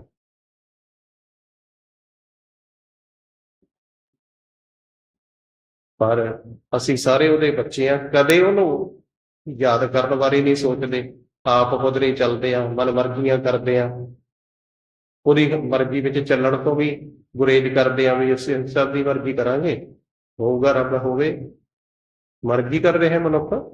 ਪਰ ਇੰਨਾ ਵੱਡਾ ਮਹਾਨ ਦਾਤਾ ਕਦੇ ਹੀ ਨਹੀਂ ਕਹਿੰਦਾ ਵੀ ਤੂੰ ਮੇਰੀ ਮਰਜ਼ੀ ਤੋਂ ਬਿਨਾਂ ਚੱਲ ਕੇ ਰਖਾ, ਨਾਲੇ ਚੱਲ ਨਹੀਂ ਸਕਦੇ ਆਪਾਂ, ਪਰ ਕਦੇ ਸਾਨੂੰ ਕਹਿ ਕੇ ਨਹੀਂ ਸੁਣਾਉਂਦਾ ਤੋਰਦਾ ਆਪਣੀ ਮਰਜ਼ੀ। ਕਿਉਂ? ਉਹਨੂੰ ਪਤਾ ਹੀ ਹੈ ਇਹ ਵਿਚਾਰਾ ਇੰਨਾ ਕੁ ਛੋਟਾ ਜਿਹਾ ਜੀਵ ਕੀ ਕਰ ਲੂਗਾ, ਇਹਨੇ ਚੱਲਣਾ ਤਾਂ ਨਹੀਂ, ਜਿਵੇਂ ਮੈਂ ਚਲਾਉਂਗਾ। ਸਭਨੀ ਛਾਲਾਂ ਮਾਰੀਆਂ ਕਰਤਾ ਕਰੇ ਸੋ ਹੋਏ, ਕੇਵਡ ਤਖਤ ਬਖਾਣੀਐ ਕੇਵਡ ਮਹਿਲ ਕੇਵਲ ਦਰਗਾਹੀ, ਕੇਵਟ ਸਿਫਤ ਸਲਾਹੀਐ ਕੇਵਡ ਮਾਲ ਮੁਲਕ ਅਬਗਾਹੀ। ਅੱਛਾ ਜੀ, ਕਹਿੰਦੇ ਕਿੰਨੀ ਕੁ ਉਹਦੀ ਸਿਫਤ ਕਹਾਂ, ਕਿੰਨੀ ਕੁ ਉਹਦੀ ਸਨੇਹਤਾ ਕਰਾਂ, ਜਿੰਨੀ ਕੁ ਕਰਦਾ ਮੇਰੇ ਜਿਹਨ ਵਿੱਚ, ਮੇਰੇ ਦਿਮਾਗ ਵਿੱਚ ਹੋਰ ਹੋਰ ਸਮਝ ਆਈ ਜਾਂਦੀ ਆ ਉਹਦੀ। ਕਿੰਨੇ ਕਮਾਲ ਮੁਲਕ ਦਾ ਮਾਲਕ ਹੈ ਉਹ, ਪਤਾ ਨਹੀਂ? ਕਿੰਨੇ ਕਮਾਲ ਮੁਲਕ ਦਾ ਮਾਲਕ ਹੈ ਖੁਦ ਉਹ, ਸਾਡੀ ਸਮਝ ਤੋਂ ਬਾਹਰ ਹੈ। ਕੇਵਡ ਮਾਨ ਮਹੱਤ ਹੈ ਕੇਵਡ ਲਸ਼ਕਰ ਸੇਵ ਸਿਪਾਹੀ, ਕਿੰਨਾ ਕੁ ਉਹਦਾ ਮਾਨ ਮਰਤਬ ਹੈ ਤੇ ਕਿੰਨੀ ਕੁ ਉਹਦੀ ਲਸ਼ਕਰ, ਕਿੰਨੀ ਕੁ ਸੈਨਾ ਉਹਦੀ। ਕਿਸੇ ਰਾਜੇ ਦੇ ਕੋਲ ਗੁਰੂ ਸਵਾਰੀ ਸੰਗਤ ਜੀ ਔਰੰਗਜ਼ੇਬ ਦੇ ਬਾਰੇ ਲਿਖਦੇ ਨੇ 1,22,000 ਉਹਦੀ ਸੈਨਾ ਸੀ, ਇੰਨਾ ਸਿਪਾਹੀ ਭਰਤੀ ਕੀਤਾ ਹੋਇਆ ਸੀ ਔਰੰਗਜ਼ੇਬ ਨੇ। 22 ਪ੍ਰਾਂਤਾਂ ਦੇ ਵਿੱਚ ਇੰਨੀ ਉਹਦੀ ਸੈਨਾ ਜਿਹੜੀ ਕੰਟਰੋਲ ਕਰਦੀ ਸੀ, ਪਰ ਵਾਹਿਗੁਰੂ ਜੀ ਦੀ ਸੈਨਾ ਕਿੰਨੀ ਕਹਿਵੇ। ਸਹਿਨਕ ਸਭ ਸੰਸਾਰਾ, ਆ ਜਿਹੜੀ ਸਾਰੀ ਦੀ ਸਾਰੀ ਸਾਰਾ ਸੰਸਾਰ ਬਣਾਇਆ ਨਾ, ਸਾਰੇ ਉਹਦੇ ਸੈਨਿਕ ਨੇ। ਆਪਣੀ ਆਪਣੀ ਰਾਖੀ ਸਾਰੀ ਕਰਦੇ ਨੇ ਨਾ, ਕਰਦੇ ਆ। ਆਪਣੇ ਬੱਚਿਆਂ ਦੀ ਰਾਖੀ ਦੀ ਜ਼ਿੰਮੇਵਾਰੀ ਸਾਰੇ ਸਮਝਦੇ ਆ, ਆਪਣੇ ਆਪਣੇ ਖੇਤਾਂ ਦੀ ਰਾਖੀ ਸਾਰੇ ਕਰਦੇ ਆ, ਆਪਣੇ ਆਪਣੇ ਸਮਾਜ ਦੀ ਸਮਾਨ ਦੀ ਰਾਖੀ ਸਾਰੇ ਕਰਦੇ ਆ। ਫਿਰ ਸੈਨਿਕ ਹੀ ਹੁੰਦੇ ਨੇ ਜਿਹੜਾ ਰਖਵਾਲੀ ਕਰੇ। ਸੈਨਿਕ ਸਭ ਸੰਸਾਰਾ, ਸਾਰਾ ਸੰਸਾਰ ਉਹਦਾ ਸੈਨਿਕ ਹੈ, ਇੰਨੀ ਵੱਡੀ ਸੈਨਾ ਹੈ ਉਹਦੀ। ਹੁਕਮ ਹੈ ਅੰਦਰ ਸਭ ਕੋ ਕੇਵਡ ਹੁਕਮ ਨਾ ਬੇਪਰਵਾਹੀ, ਸਾਰਿਆਂ ਨੂੰ ਆਪਣੇ ਹੁਕਮ ਅੰਦਰ ਰੱਖ ਕੇ ਚਲਾ ਰਿਹਾ ਹੈ। ਕਿੱਡਾ ਕੁ ਵੱਡਾ ਹੁਕਮ ਹੈ, ਬੇਪਰਵਾਹੀ। ਹੁਕਮ ਕਿੰਨਾ ਕੁ ਵੱਡਾ ਹੁੰਦਾ, ਜਿਸ ਹੁਕਮ ਨਾਲ ਸਾਰਿਆਂ ਨੂੰ ਚਲਾ ਰਿਹਾ ਹੈ, ਕਿਉਂਕਿ ਬੇਅੰਤ ਹੈ। ਹੋਰ ਸਪੁੱਛ ਨਾ ਮਤਾ ਨਿਵਾਹੀ, ਤੇ ਹੋਰ ਕਿੰਨੀ ਕੁ ਕਿਸੇ ਤੋਂ ਪੁੱਛ ਕਰਾਂ ਤੇ ਕਿੰਨੀ ਕੁ ਕਿਸੇ ਤੋਂ ਸਮਝਣ ਦਾ ਯਤਨ ਕਰਾਂ, ਤੇ ਮੇਰੇ ਦਿਮਾਗ ਵਿੱਚ ਜਾਂ ਮੇਰੇ ਇੰਦਰੀਆਂ ਤੋਂ ਬਸ ਦੀ ਬਾਹਰ ਗੱਲ। ਇਸ ਕਰਕੇ ਬਾਬਾ ਕਬੀਰ ਸਾਹਿਬ ਜੀ ਕਹਿੰਦੇ, ਕਬੀਰ ਸਤ ਸਮੁੰਦੈ ਮਸ ਕਰੋ, ਕਲਮ ਕਰੋ ਬਨ ਰਾਏ, ਬਸਦਾ ਕਾਗਦ ਜਾਓ ਕਰੋ ਹਰ ਜਸ ਲਿਖਣ ਪਾਜੈ। ਸੱਤ ਸਮੁੰਦਰਾਂ ਦੀ ਸ਼ਾਹੀ, ਸਾਰੀ ਬਨਸਪਤੀ ਦੀਆਂ ਕਲਮਾਂ, ਸਾਰੀ ਧਰਤੀ ਕਾਗਜ਼, ਉਸ ਕਾਗਜ਼ ਤੇ ਇੰਨੀਆਂ ਕਲਮਾਂ ਨਾਲ, ਇੰਨੀ ਸ਼ਾਹੀ ਨਾਲ ਉਹਦਾ ਜਸ ਲਿਖਣ ਲੱਗਾ, ਹਰ ਜਸ ਲਿਖਣ ਨਾ ਜਾਏ। ਪਰ ਉਹਦਾ ਜਸ ਭਾਵ ਉਹਦਾ ਅੰਤ ਨਹੀਂ ਆਉਂਦਾ। ਫਿਰ ਲਿਖਣਾ ਕਾਹਦੇ ਵਾਸਤੇ ਹੈ ਜੀ, ਪੜ੍ਹਨਾ ਕਾਹਦੇ ਵਾਸਤੇ ਹੈ। ਸਾਡੇ ਤੇ ਬੇਅੰਤ ਪਰਉਪਕਾਰ ਨੇ ਉਸ ਵਾਹਿਗੁਰੂ ਜੀ ਦੇ।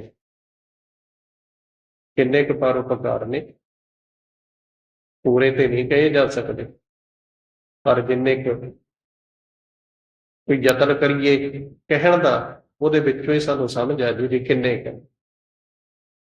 ਗੁਰੂ ਅਰਜਨ ਦੇਵ ਸਾਹਿਬ ਮਹਾਰਾਜ ਸੱਚੇ ਪਾਤਸ਼ਾਹ ਜੀ ਕਹਿੰਦੇ, ਰਮਈਆ ਕੀ ਗੁਣ ਚੇਤ ਪ੍ਰਾਨੀ, ਕਬਲ ਮੂਲ ਤੇ ਕਬਲ ਦ੍ਰਿਸ਼ਟਾਨੀ, ਜਿਨ ਤੂੰ ਸਾਜ ਸਵਾਰ ਸ਼ਿੰਗਾਰਿਆ, ਗਰਭ ਅਗਨ ਮਹਿ ਜਿਨਹਿ ਉਬਾਰਿਆ, ਬਾਰ ਵਿਵਸਥਾ ਤੁਝੇ ਪਿਆਰੈ ਦੂਧ, ਭਰ ਜੋਬਨ ਭੋਜਨ ਸੁਖ ਸੂਦ, ਬਿਰਧ ਭਇਆ ਊਪਰ ਸਾਕ ਸੈਨ, ਮੁਖ ਅਪਿਆਉ ਬੈਠ ਕੋ ਤੈਨ, ਇਹ ਨਿਰਗੁਣ ਗੁਣ ਕਛੂ ਨ ਬੂਝੈ, ਬਖਸ਼ ਲਿਹੁ ਤਾਂ ਨਾਨਕ ਸੀਜੈ।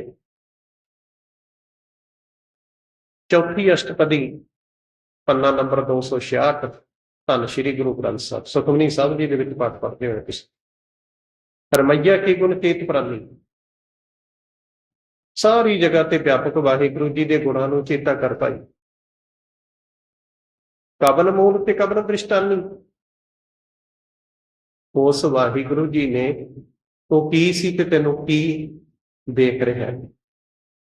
ਕਬਨ ਮੂਲ, ਮੂਲ ਜੜ, ਮੁੱਢ ਤੇਰਾ ਕੀ ਸੀ?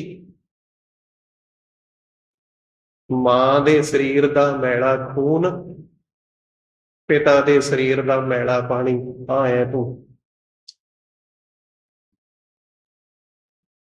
ਕਬਨ ਮੂਲ ਤੇ ਕਬਨ ਦ੍ਰਿਸ਼ਟਾਨੀ, ਪਰ ਦੇਖ ਤੇ ਸਹੀ ਸੁੰਦਰ ਰਚਿਆ ਦੇ ਇਸ ਕੁਝ ਤੋਂ ਹੀ, ਪਾਨੀ ਮੈਲਾ ਮਾਟੀ ਗੋਰੀ, ਇਸ ਮਾਟੀ ਕੀ ਪੁੱਤਰੀ ਜੋਰੀ। ਉਸ ਮਿੱਟੀ ਤੋਂ ਹੀ ਤੈਨੂੰ ਪੁਤਲੀ ਆ ਬਣਾਈ ਹੋਈ ਹੈ, ਇਹਦੇ ਵਿੱਚ ਸਵਾਸ ਪਾਤੇ ਵਾਹਿਗੁਰੂ ਜੀ ਨੇ, ਹੱਸਦੀ ਖੇਡਦੀ ਰੋਂਦੀ ਮਹਿਸੂਸ ਕਰਦੀ ਹੈ, ਪਰ ਜੋਤ ਨਿਕਲ ਗਈ, ਕੁਛ ਵੀ ਨਹੀਂ ਹੈ। ਕਬਨ ਮੂਲ ਤੇ ਕਬਨ ਦ੍ਰਿਸ਼ਟਾਨੀ, ਜਿਨ ਤੂੰ ਸਾਜ ਸਵਾਰ ਸ਼ਿੰਗਾਰੇ, ਜਿਹਨੇ ਤੈਨੂੰ ਸਾਜਣਾ ਕੀਤਾ, ਸਵਾਰਨਾ ਕੀਤਾ, ਸ਼ਿੰਗਾਰਨਾ ਵੀ ਕੀਤਾ। ਭਲਾ ਬਣਾਇਆ ਹੀ ਨਹੀਂ, ਸੋਹਣਾ ਵੀ ਕਿੰਨਾ ਬਣਾਇਆ। ਜਿਨ ਤੂੰ ਸਾਜ ਸਵਾਰ ਸ਼ਿੰਗਾਰਿਆ, ਗਰਭ ਅਗਨ ਮਹਿ ਜਿਨਹਿ ਉਵਾਰਿਆ, ਮਾਤਾ ਦੇ ਪੇਟ ਦੀ ਗਰਭ ਅਗਨੀ ਵਿੱਚ ਤੇਰੀ ਰੱਖਿਆ ਕੀਤੀ, ਉਵਾਰਿਆ ਕਹੀਏ ਤੈਨੂੰ ਬਚਾਇਆ, ਨਹੀਂ ਸੜ ਜਾਂਦਾ। ਬਾਰ ਵਿਵਸਥਾ ਤੁਝੇ ਪਿਆਰ ਹੈ ਦੂਧ, ਬਾਲਕ ਅਵਸਥਾ, ਸੰਸਾਰ ਵਿੱਚ ਜਨਮ ਲੈ ਲਿਆ, ਬਾਲਕ ਅਵਸਥਾ, ਮੂੰਹ ਚ ਦੰਦ ਨਹੀਂ ਸੀ, ਚੱਬ ਕੇ ਕੁਛ ਨਹੀਂ ਸੀ ਖਾ ਸਕਦਾ। ਕਿਰਪਾ ਕੀਤੀ, ਮਾਂ ਦੇ ਸਰੀਰ ਵਿੱਚ ਤੇਰੇ ਵਾਸਤੇ ਦੁੱਧ ਪੈਦਾ ਕੀਤਾ, ਮਹਿਸੂਸ ਕਰ। ਰਮਈਆ ਕੇ ਗੁਣ ਚੇਤ ਪ੍ਰਾਨੀ, ਉਹਦੇ ਪਰਉਪਕਾਰਾਂ ਦਾ ਚੇਤਾ ਆਇਆ ਕਦੇ, ਵਿਚਾਰਿਆ ਕਦੇ? ਬਾਰ ਵਿਵਸਥਾ ਤੁਝੇ ਪਿਆਰੇ ਦੂਧ, ਭਰ ਜੋਬਨ ਭੋਜਨ ਸੁਖ ਸੂਦ। ਵੱਡਾ ਹੋਇਆ, ਮੂੰਹ ਵਿੱਚ ਦੰਦ ਆਏ, ਉਸ ਤਰ੍ਹਾਂ ਦਾ ਖਾਣ ਪਾਨ, ਉਸ ਤਰ੍ਹਾਂ ਦੇ ਭੋਗ ਪਦਾਰਥ ਤੈਨੂੰ ਦਿੱਤੇ ਵਰਤਣ ਵਾਸਤੇ। ਬਿਰਧ ਭਇਆ, ਬੁੱਢਾ ਹੋ ਗਿਆ, ਉਪਰ ਸਾਕ ਸੈਨ, ਤੇਰੇ ਸੰਬੰਧੀ ਧੀਆਂ ਪੁੱਤਰਾਂ ਦੇ ਰੂਪ ਵਿੱਚ ਤੈਨੂੰ ਦਿੱਤੇ, ਜੋ ਤੇਰੀ ਬੈਠੇ ਦੀ ਸੰਭਾਲ ਕਰਨ, ਤੈਨੂੰ ਖਾਣ ਨੂੰ ਦੇਣ, ਤੈਨੂੰ ਪੀਣ ਨੂੰ ਦੇਣ, ਤੇਰੀ ਸਾਂਭ ਸੰਭਾਲ ਕਰਨ। ਮੁੱਖ ਅਪਿਆਓ ਬੈਠ ਕੋ ਦੇਣ, ਤੇਰੇ ਮੁੱਖ ਵਿੱਚ ਪਦਾਰਥ ਪਾਉਂਦੇ ਨੇ, ਬੈਠੇ ਦੇ ਬੈਠ ਕੋ ਦੇਣ। ਇਹ ਨਿਰਗੁਣ ਗੁਣ ਕਛੂ ਨਾ ਬੂਝੇ, ਉਹ ਪਰ ਗੁਣ ਤੋਂ ਵਿਹੂਣਾ ਮਨੁੱਖ ਕੀ ਸਮਝੇ ਵਾਹਿਗੁਰੂ ਜੀ ਦੇ ਗੁਣਾਂ ਨੂੰ। ਇਹ ਨਿਰਗੁਣ ਗੁਣ ਕਛੂ ਨਾ ਬੂਝੇ, ਬਖਸ਼ ਲਿਓ ਤਾਂ ਨਾਨਕ ਸੀਜੇ, ਜੇ ਤੂੰ ਬਖਸ਼ ਲੈ ਤਾਂ ਹੀ ਇਹਦਾ ਪਾਰ ਉਤਾਰਾ ਹੋ ਸਕਦੇ। ਇਹ ਨਹੀਂ ਸੋਚਦਾ ਤੇਰੇ ਬਾਰੇ ਵੀ ਤੂੰ ਏਡਾ ਪਰਉਪਕਾਰੀ ਹੈ, ਤੂੰ ਏਡਾ ਵੱਡਾ ਹੈ। ਗੁਰੂ ਸਵਾਰੀ ਸੰਗਤ ਜੀ, ਇਸ ਕਰਕੇ ਲਿਖਣ ਵਿੱਚ ਉਹਦਾ ਅੰਤ ਨਹੀਂ, ਬਸ ਵਾਹਿਗੁਰੂ ਜੀ ਦੇ ਪਰਉਪਕਾਰ, ਇੱਕ ਅਸੀਂ ਵਿਸ਼ੇ ਵਿਕਾਰਾਂ ਤੋਂ ਬਚ ਸਕਦੇ ਹਾਂ ਉਹਦੇ ਨਾਮ ਦਾ ਆਸਰਾ ਲੈ ਕੇ। ਇਸ ਕਰਕੇ ਨਿਮਰਤਾ ਨਾਲ ਉਹਦਾ ਬੇਅੰਤ ਦਾ ਅੰਤ ਪਾਉਣ ਵੱਲ ਨਹੀਂ ਤੁਰਨਾ। ਵਾਹਿਗੁਰੂ ਜੀ ਤੇਰਾ ਅੰਤ ਕਿਹਨੇ ਪਾਇਆ? ਤੇਰੇ ਕਵਣ ਕਵਣ ਗੁਣ ਕਹਿ ਕਹਿ ਗਾਵਾਂ, ਤੂੰ ਸਾਹਿਬ ਗੁਣੀ ਨਿਧਾਨਾ, ਤੁਮਰੀ ਮਹਿਮਾ ਵਰਨ ਨਾ ਸਾਕੋ, ਤੂੰ ਠਾਕੁਰ ਊਚ ਭਗਵਾਨਾ। ਤੇਰੀ ਉਸਤਤ ਕਿਹਨੇ ਵਰਣਨ ਕੀਤੀ ਹੈ? ਕੌਣ ਕਹਿ ਸਕੇ ਤੇਰੇ ਵਾਸਤੇ ਪੂਰਾ? ਪਰ ਜਿੰਨਾ ਕੁ ਕਹਿੰਦੇ ਆ ਨਾ, ਉਹਨਾਂ ਕੁ ਪ੍ਰੇਮ ਨਾਲ ਤੇ ਪਿਆਰ ਨਾਲ ਕਹੀਏ ਤੇ ਉਹਨੂੰ ਬੇਨਤੀਆਂ ਕਰੀਏ, ਬਾਦਸ਼ਾਹ ਤੂੰ ਸਾਨੂੰ ਬਖਸ਼ ਲੈ, ਅਸੀਂ ਤੇਰੇ ਵਾਸਤੇ ਕਹਿ ਤੇ ਕੁਛ ਨਹੀਂ ਸਕਦੇ, ਕਹਿ ਕੁਛ ਨਹੀਂ ਸਕਦੇ ਤੇਰੇ ਵਾਸਤੇ। ਜੇ ਕੋਈ ਯਤਨ ਕਰਾਂਗਾ ਮੈਂ ਪੂਰਾ ਕਹਿ ਦਿਆਂਗਾ ਤੇਰੇ ਵਾਸਤੇ, ਨਹੀਂ, ਉਹਦੇ ਵਾਸਤੇ ਪੂਰਾ ਕਹਿਣ ਵਾਸਤੇ ਸਾਡੇ ਕੋਲੇ ਏਡੀ ਬੁੱਧ ਨਹੀਂ ਹੈਗੀ, ਇੰਨੇ ਸਾਡੇ ਇੰਦਰੇ, ਗਿਆਨ ਇੰਦਰੇ ਤੇ ਕਰਮ ਇੰਦਰੇ ਕਾਮਯਾਬ ਨਹੀਂ ਵੀ ਜਿਹੜਾ ਉਹਦਾ ਪੂਰਾ ਕਹਿ ਸਕਣ, ਅੱਖਾਂ ਨੂੰ ਅਸੀਂ ਦੇਖ ਸਕਣ, ਕੰਨ ਉਹਦੇ ਪ੍ਰਤੀ ਪੂਰਾ ਸੁਣ ਸਕਣ। ਇਹ ਤਾਂ ਥੋੜਾ ਬਹੁਤਾ ਹੀ ਹੈ, ਜਿੰਨਾ ਕੁ ਅਸੀਂ ਕਰ ਰਹੇ ਹਾਂ ਤਾਂ ਬਹੁਤ ਥੋੜਾ ਹੈ, ਬਹੁਤ ਹੀ ਥੋੜਾ। ਹਾਂ, ਪਰ ਜੇ ਪੂਰਾ ਆ ਵੀ ਜਾਵੇ, ਤੇਰੇ ਕੋਲੇ ਤਾਕਤ ਵੀ ਹੈ ਨਹੀਂ ਸੰਭਾਲਣ ਦੀ। ਸੂਰਜ ਦੀ ਧੁੱਪ ਤੇ ਸੂਰਜ ਦੀਆਂ ਕਿਰਨਾਂ ਹੀ ਨੇ ਜਿਹੜੀਆਂ ਧਰਤੀ ਤੇ ਆ ਕੇ ਪੈਂਦੀਆਂ ਨੇ, ਇਹਦੇ ਵਿੱਚੋਂ ਸਾਨੂੰ ਨਿੱਘ ਸੁੱਖ ਆਰਾਮ ਆਨੰਦ ਮਿਲਦਾ ਹੈ। ਪਰ ਜੇ ਕਿਤੇ ਸੂਰਜ ਹੀ ਧਰਤੀ ਤੇ ਆ ਗਿਆ ਤੇ ਬਚੂਗਾ ਕੀ? ਉਹ ਏਡਾ ਮਹਾਨ ਹੈ ਤੇ ਉਹਦੀ ਕਿਰਪਾ ਦਾ ਕਿਣਕਾ ਹੀ ਤੇਰੇ ਹਿਰਦੇ ਚ ਆ ਜੇ, ਇੰਨਾ ਹੀ ਬਹੁਤ ਹੈ। ਜੇ ਪੂਰਾ ਆ ਗਿਆ ਮੇਰੇ ਕੋਲੇ ਜਗ੍ਹਾ ਹੈਗੀ ਆ, ਉਹਨੂੰ ਕਿਤੇ ਥਾਂ ਦੇ ਸਕੇ ਵੀ ਤੂੰ ਆ। ਇਸ ਕਰਕੇ ਉਹ ਤਾਂ ਸਰਬ ਵਿਆਪਕ ਹੈ ਨਾ, ਸਾਰੀਆਂ ਥਾਵਾਂ ਤੇ ਹੈ, ਤੂੰ ਉਹਨੂੰ ਕਿੱਥੇ ਇੱਕ ਥਾਂ ਤੇ ਕਿਤੇ ਕੈਦ ਕਰਕੇ ਰੱਖ ਲਏਗਾ? ਇੱਕ ਗੁਰਦੁਆਰੇ 'ਚ ਰੱਖ ਲਏਗਾ ਉਹਨੂੰ, ਇੱਕ ਮੰਦਿਰ ਮਸੀਤ 'ਚ ਰੱਖ ਲਏਗਾ ਤੂੰ ਉਹਨੂੰ? ਉਹਨੂੰ ਕਿਤੇ ਇਕੱਲੇ ਹਿੰਦੁਸਤਾਨ 'ਚ ਰੱਖ ਲਏਗਾ, ਕੈਨੇਡਾ ਅਮਰੀਕਾ ਦੇ ਵਿੱਚ ਨਹੀਂ ਹੈ ਉਹ ਤਾਂ ਸਾਰੀਆਂ ਥਾਵਾਂ ਤੇ ਹੈ। ਉਹਦੇ ਬੇਅੰਤਤਾਈ ਦਾ ਅੰਤ ਹੀ ਕੋਈ ਨਹੀਂ, ਸੀਮਾ 'ਚ ਨਹੀਂ ਹੈ, ਅਸੀਮ ਹੈ, ਤੇ ਉਹਦੀ ਹੱਦ ਨਹੀਂ ਹੈ ਕੋਈ ਅਨਹਦ ਹੈ, ਉਹਦਾ ਅੰਤ ਨਹੀਂ ਹੈ ਕੋਈ ਬੇਅੰਤ ਹੈ। ਬਸ ਬੇਅੰਤ ਅਨਹਦ ਤੇ ਅਸੀਮ ਨਾਲ ਜਿਹੜੀ ਗੱਲ ਕਰਨੀ ਹੈ ਨਾ, ਉਹ ਆਪਣੇ ਹਿਰਦੇ ਦੀ ਸ਼ੁਭ ਭਾਵਨਾ ਨਾਲ ਗੱਲ ਕਰ ਲਿਆ ਕਰ, ਭਾਵੇਂ ਬਚਨ ਥੋੜੇ ਹੋਣ ਕਹਿਣ ਦੇ, ਪਰ ਉਹਦੇ ਵਿੱਚ ਕੋਈ ਦੁਨੀਆ ਦੀ ਰਲਾਵਟ ਨਹੀਂ ਨਾ ਕਰਿਆ ਕਰ, ਚਤੁਰਾਈਆਂ ਚਲਾਕੀਆਂ ਸਿਆਣਪਾਂ ਜੀਆਂ ਨਾ ਰੱਖਿਆ ਕਰ, ਉਹਦੇ ਅੱਗੇ ਸਿੱਧਾ ਤੇ ਸਪਸ਼ਟ ਜਿਹਾ ਹੋ ਕੇ ਕਿਹਾ ਕਰ, ਮਾਲਕ ਮੈਂ ਕੀ ਤੇਰੇ ਬਾਰੇ ਕਹਿ ਸਕਦਾ, ਮੈਂ ਤੇਰੀ ਪੂਰਨ ਤੌਰ ਤੇ ਕੀ ਵਿਆਖਿਆ ਕਰ ਸਕਦਾ, ਮੈਂ ਤੈਨੂੰ ਕੀ ਪੂਰੇ ਤੌਰ ਤੇ ਮੁਕੰਮਲ ਕਹਿ ਸਕਦਾ? ਨਾ ਨਾ, ਕਿਹਾ ਹੀ ਨਹੀਂ ਜਾਂਦਾ। ਇਸ ਕਰਕੇ ਬਾਬਾ ਕਬੀਰ ਸਾਹਿਬ ਜੀ ਕਹਿੰਦੇ ਉਹਨੂੰ ਕਹਿਣਾ ਕਿਉਂ ਹੈ, ਯਾਦ ਕਿਉਂ ਕਰਨਾ? ਅਗਲਾ ਸ਼ਲੋਕ, ਅਗਲੇ ਸ਼ਲੋਕ ਵਿੱਚ ਬਾਬਾ ਕਬੀਰ ਸਾਹਿਬ ਜੀ ਕਹਿੰਦੇ, ਕਿਉਂਕਿ ਗੁਰੂ ਸਵਾਰੀ ਸੰਗਤ ਜੀ, ਜੇ ਸਾਡੇ ਵਿੱਚ ਔਗਣ ਰਹਿਣਗੇ ਨਾ, ਔਗਣਾਂ ਦੇ ਭਰੇ ਹੋਏ ਮਨੁੱਖ ਨੂੰ ਚੰਗਾ ਨਹੀਂ ਕੋਈ ਕਹਿੰਦਾ, ਭਾਵੇਂ ਮਨੁੱਖ ਆਪਣੇ ਔਗਣਾਂ ਨੂੰ ਦੂਰ ਕਰਨ ਵਾਸਤੇ ਯਤਨ ਨਹੀਂ ਕਰਦਾ, ਪਰ ਇਹਨੂੰ ਪਤਾ ਹੈ ਵੀ ਮੈਨੂੰ ਔਗਣਾਂ ਕਰਕੇ ਕੋਈ ਚੰਗਾ ਨਹੀਂ ਕਹਿੰਦਾ। ਵਿਕਾਰਾਂ ਔਗਣਾਂ ਵਿੱਚ ਪੈ ਕੇ ਮਨੁੱਖ ਦੇ ਅੰਦਰ ਔਗਣਾਂ ਦੇ ਸੰਸਕਾਰ ਇਕੱਠੇ ਹੁੰਦੇ ਜਾਂਦੇ ਨੇ। ਇਹਨਾਂ ਤੋਂ ਬਚਣ ਦਾ ਇੱਕੋ ਇੱਕ ਤਰੀਕਾ, ਵਾਹਿਗੁਰੂ ਜੀ ਦੀ ਸਿਫਤ ਸਲਾਹ, ਉਹ ਵੀ ਪਾਰਸ ਗੁਰੂ ਨੂੰ ਮਿਲ ਕੇ, ਪੂਰੇ ਗੁਰੂ ਨੂੰ ਮਿਲ ਕੇ ਵਾਹਿਗੁਰੂ ਦੇ ਗੁਣ ਗਾਵੇਂ। ਇਹਨਾਂ ਗੁਣਾਂ ਦੇ ਨਾਲ ਮਨ ਨੂੰ ਜੋੜਨ ਤੇ ਤੇਰੇ ਵਿੱਚ ਵੀ ਗੁਣ ਪੈਦਾ ਹੋ ਜਾਣਗੇ, ਕਿਉਂਕਿ ਗੁਣੀ ਨਿਧਾਨ ਪ੍ਰਮਾਤਮਾ ਜੀ ਨੂੰ ਯਾਦ ਕਰੇਗਾ, ਤੇਰੇ ਵਿੱਚ ਵੀ ਗੁਣ ਪੈਦਾ ਹੋ ਜਾਣਗੇ। ਮਨ ਨੀਵੀਆਂ ਰੁਚੀਆਂ ਤੋਂ ਹਟ ਕੇ ਪਵਿੱਤਰ ਹੋ ਜਾਊਗਾ, ਆਖਰ ਗੁਣੀ ਪ੍ਰਮਾਤਮਾ ਨਾਲ ਮਿਲ ਜਾਊਗਾ, ਤੇ ਇਸ ਕਰਕੇ ਪ੍ਰਮਾਤਮਾ ਦਾ ਗੁਣ ਕਹਿਣੇ ਨੇ, ਉਹਦਾ ਅੰਤ ਲੈਣ ਵਾਸਤੇ। ਤੇ ਗੁਰੂ ਨਾਨਕ ਸਾਹਿਬ ਸੱਚੇ ਪਾਤਸ਼ਾਹ ਜੀ ਦੀ ਅੰਮ੍ਰਿਤਮਈ ਬਾਣੀ ਰੋਜ਼ ਦੀ ਜਪਜੀ ਸਾਹਿਬ ਪੜ੍ਹਦੇ ਆਪਾਂ, ਪਾਤਸ਼ਾਹ ਜੀ ਕਹਿੰਦੇ ਕੀ ਅੰਤ ਹੈ ਵਾਹਿਗੁਰੂ ਜੀ ਤੇਰਾ? ਗੁਰੂ ਨਾਨਕ ਸਾਹਿਬ ਜੀ ਕਹਿੰਦੇ ਇਹ ਅੰਤ ਨਾ ਜਾਣੇ ਹੋਏ, ਬਸ ਇਹੀ ਅੰਤ ਹੈ, ਉਹਦੇ ਅੰਤ ਨੂੰ ਕੋਈ ਜਾਣ ਹੀ ਨਹੀਂ ਸਕੇ, ਉਹਦੇ ਅੰਤ ਨੂੰ ਕੋਈ ਜਾਣ ਹੀ ਨਹੀਂ ਸਕਿਆ, ਇਹੀ ਉਹਦਾ ਅੰਤ ਹੈ, ਇਹੀ ਉਹਦਾ ਅੰਤ ਹੈ। ਹੁਣ ਗੁਰੂ ਸਵਾਰੀ ਸੰਗਤ ਜੀ, ਉਹ ਜੀਵ ਕੀ ਅੰਤ ਲਵੇ ਜਿਹੜਾ ਖੁਦ ਦਾ ਹੀ ਅੰਤ ਹੋ ਜਾਂਦਾ? ਸਾਡਾ ਤਾਂ ਖੁਦ ਹੀ ਅੰਤ ਹੋ ਜਾਣਾ, ਕਿੰਨਾ ਕੁ ਸਮਾਂ ਉਹਨੂੰ ਆਪਾਂ ਉਹਦਾ ਉਸ ਬੇਅੰਤ ਦਾ ਅੰਤ ਲੈਣ ਦਾ ਯਤਨ ਕਰਾਂਗੇ? ਖੁਦ ਉਮਰਾਂ ਸਾਨੂੰ ਮਿਲੀ, ਵਾਹਿਗੁਰੂ ਜੀ ਦੇ ਵੱਲੋਂ ਜ਼ਿੰਦਗੀ ਮਿਲੀ ਹੈ, ਗਿਣਵੇਂ ਦਿਨਾਂ ਦੀ ਮਿਲੀ ਹੈ ਤੇ ਪੂਰੀ ਹੋ ਜਾਣੀ ਹੈ। ਵਾਹਿਗੁਰੂ ਜੀ ਤਾਂ ਬੇਅੰਤ ਹੈ, ਉਹਦਾ ਅੰਤ ਕਿਤੇ ਲੈਣ ਲੱਗੇ? ਸਾਡੇ ਕੋਲੇ ਫਿਰ ਸਮਾਂ ਵੀ ਚਾਹੀਦਾ ਨਾ, ਸਮਾਂ ਕਿੰਨਾ ਕੁ?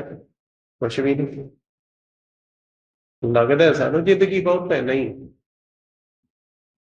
ਗੁਰੂ ਸਵਾਰੀ ਸੰਗਤ ਜੀ, ਇਸ ਕਰਕੇ ਜਦੋਂ ਤੋਂ ਵਾਹਿਗੁਰੂ ਜੀ ਨੇ ਰਚਨਾ ਬਣਾਈ ਹੈ, ਉਦੋਂ ਤੋਂ ਹੀ ਉਹਦੀ ਬੇਅੰਤਤਾਈ ਦੇ ਗੁਣ ਗਾਉਂਦੇ ਲੋਕ ਆਏ ਨੇ, ਬੇਅੰਤ ਦਾ ਅੰਤ ਪਾਉਣ ਦਾ ਯਤਨ ਕਰਦੇ ਆਏ ਨੇ। ਇਹ ਅੰਤ ਨਾ ਜਾਣੇ ਕੋ, ਇਹ ਅੰਤ, ਬਸ ਇਹੀ ਅੰਤ ਹੈ, ਉਹਦਾ ਅੰਤ ਕੋਈ ਨਹੀਂ। ਕੋਈ ਆਪਣੀ ਸਿਆਣਪ ਤੇ ਪਰਾਈ ਚਲਾਕੀ ਨਾਲ ਕੋਈ ਉਹਦਾ ਅੰਤ ਪਾਉਣਾ ਚਾਹੇ ਨਾ, ਬਸ ਪਿਆਰ ਨਾਲ ਬੇਨਤੀਆਂ ਨੇ ਉਹਦੇ ਚਰਨਾਂ ਦੇ ਵਿੱਚ, ਮੇਲ ਲਹਿੋ ਦਇਆਲ ਢਹਿ ਪਏ ਦੁਆਰਿਆ, ਰੱਖ ਲੇਵੋ ਦੀਨ ਦਇਆਲ ਭਰਮਤ ਬਹੁ ਹਾਰਿਆ।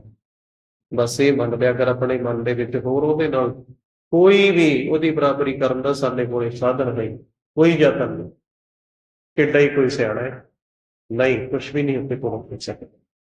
ਇਸ ਕਰਕੇ ਬਾਬਾ ਕਬੀਰ ਸਾਹਿਬ ਜੀ ਕਹਿੰਦੇ, ਕਬੀਰ ਜਤ ਜੁਲਾਹਾ ਕਿਆ ਕਰੈ ਹਿਰਦੈ ਵਸੇ ਗੋਪਾਲ, ਕਬੀਰ ਰਮਈਆ ਕੰਠ ਮਿਲ ਚੁਕੈ ਸਰਬ ਜੰਜਾਲ।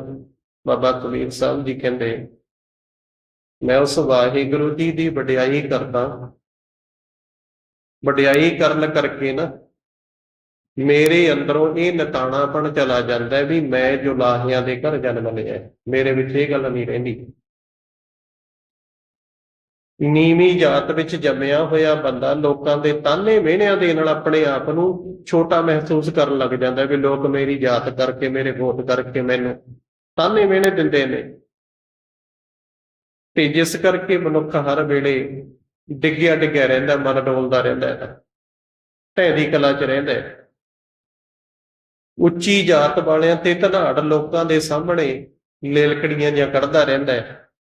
ਪਰ ਜਦੋਂ ਵਾਹਿਗੁਰੂ ਜੀ ਦੀ ਸਿਫਤ ਸਲਾਹ ਕਰਦਾ ਹੈ ਨਾ, ਵਾਹਿਗੁਰੂ ਜੀ ਦੀ ਸਿਫਤ ਸਲਾਹ, ਜਿਸ ਵਾਹਿਗੁਰੂ ਜੀ ਦੇ ਗੁਣ ਗਾਇਆ ਉਹਦਾ ਅੰਤ ਤਾਂ ਨਹੀਂ ਪੈ ਸਕਦਾ, ਪਰ ਸਿਫਤ ਸਲਾਹ ਦੀ ਬਰਕਤ ਨਾਲ ਜਾਤ ਜੁਲਾਹਾ ਕਿਆ ਕਰੇ, ਹਿਰਦੈ ਵਸੇ ਗੋਪਾਲ, ਨੀਵੀਂ ਜਾਤੀ ਜੁਲਾਹਾ, ਮੇਰੇ ਅੰਦਰੋਂ ਹੀ ਨਤਾਣਾਪਣ ਖਤਮ ਕਰਤਾ। ਮੇਰੇ ਅੰਦਰੋਂ ਇਹ ਨਿਤਾਣਾਪਣ ਖਤਮ ਹੋ ਗਿਆ, ਕਿਉਂਕਿ ਮੇਰੇ ਹਿਰਦੇ ਵਿੱਚ ਸ੍ਰਿਸ਼ਟੀ ਦਾ ਮਾਲਕ ਪ੍ਰਮਾਤਮਾ ਆ ਵਸਿਆ। ਕਬੀਰ ਰਮਈਆ ਕੰਠ ਮੇਰੇ ਚੁੱਕੈ ਸਰਬ ਜੰਜਾਲ। ਜੋ ਮੈਂ ਪ੍ਰਮਾਤਮਾ ਜੀ ਦੀ ਯਾਦ ਵਿੱਚ ਜੁੜਦਾ ਨਾ, ਮੇਰੀ ਜਾਤੀ ਦੀ ਕਮਜ਼ੋਰੀ, ਮਾਇਆ ਦੇ ਜੰਜਾਲ ਵੀ ਮੁੱਕ ਜਾਂਦੇ ਨੇ। ਕੋਈ ਜਾਤੀ ਦੀ ਕਮਜ਼ੋਰੀ ਹੋਈ ਨਹੀਂ ਮੁੱਕਦੀ, ਵਾਹਿਗੁਰੂ ਜੀ ਦੇ ਨਾਲ ਜੁੜਿਆ ਇਹ ਸਰਬ ਜੰਜਾਲ ਹੀ ਮੁੱਕ ਜਾਂਦੇ ਨੇ। ਬਾਬਾ ਰਵਿਦਾਸ ਸਾਹਿਬ ਜੀ ਇੱਕ ਬੜਾ ਪਿਆਰਾ ਵਚਨ ਕਹਿੰਦੇ ਨੇ, ਮੈਂ ਰਹਿੰਦੇ ਸਮੇਂ 'ਚ ਥੋੜਾ ਜਿਹਾ ਤੁਹਾਡੇ ਨਾਲ ਸੰਖੇਪ ਵਿਚਾਰ ਕਹਿੰਦੇ ਆ। ਨਾਗਰ ਜਨਾ ਮੇਰੀ ਜਾਤ ਵਿਖਿਆਤ ਚਮਾਰਨ, ਹਰਿਦੈ ਰਾਮ ਗੋਬਿੰਦ ਗੁਣ ਸਾਰਨ। ਬਾਬਾ ਰਵਿਦਾਸ ਸਾਹਿਬ ਜੀ ਦੇ ਵਚਨ। ਸੁਰਸਰੀ ਸਲਲ ਕਿਰਤ ਬਾਰੁਨੀ ਰੇ, ਸੰਤ ਜਨ ਕਰਤ ਨਹੀਂ ਪਾਨੰ। ਸੁਰ ਅਪਵਿੱਤਰ ਨਤ ਅਬਰ ਜਲ ਰੇ, ਸੁਰਸਰੀ ਮਿਲਤ ਨਹਿ ਹੋਏ ਆਨੰ। ਤਰਤਾਰ ਅਪਵਿੱਤਰ ਕਰਮਾਨੀ ਹੈ ਰੇ, ਜੈਸੇ ਕਾਗਰਾ ਕਰਤ ਵਿਚਾਰੰ। ਭਗਤ ਭਗਵਤ ਲੇਖੀਏ ਤਹਿ ਉਪਰੀਏ, ਪੂਜੀਏ ਕਰਤ ਨਮਸਕਾਰੰ। ਮੇਰੀ ਜਾਤ ਕੁੱਟ ਵੰਡ ਲਾ, ਢੋਰ ਢਬੰਤਾ ਨਿਥੈ ਬਨਾਰਸੀ ਆਸ ਪਾਸਾ। ਆਵਰ ਵਿਪਰ ਪ੍ਰਧਾਨ ਤਿਹ ਕਰੇ ਡੰਡਵਤ, ਤੇਰੇ ਨਾਮ ਸ਼ਰਨ ਆਏ। ਰਵਿਦਾਸ ਦਾਸਾ। ਥੋੜਾ ਜਿਹਾ ਸੰਖੇਪ ਜੀ ਦੇ ਅਰਥ ਸਮਝ ਲਿਓ। ਨਾਗਰ ਜਨਾ ਮੇਰੀ ਜਾਤ ਵਿਖਿਆਤ ਚਮਾਰਨ, ਐ ਨਗਰ ਦੇ ਲੋਕੋ, ਇਹ ਗੱਲ ਕੋਈ ਲੁਕੀ ਛਿਪੀ ਨਹੀਂ ਹੋਈ। ਕਿਹੜੀ? ਵੀ ਮੇਰੀ ਨੀਵੀਂ ਜਾਤ ਹੈ, ਮੈਂ ਚਮਾਰ ਆ। ਬਾਬਾ ਰਵਿਦਾਸ ਸਾਹਿਬ ਕਹਿੰਦੇ ਨੇ। ਪਰ ਹਿਰਦੈ ਰਾਮ ਗੋਬਿੰਦ ਗੁਣ ਸਾਰਨ, ਪਰ ਮੈਂ ਵਾਹਿਗੁਰੂ ਜੀ ਦੇ ਗੁਣ ਆਪਣੇ ਹਿਰਦੇ ਵਿੱਚ ਗਾਉਣਾ।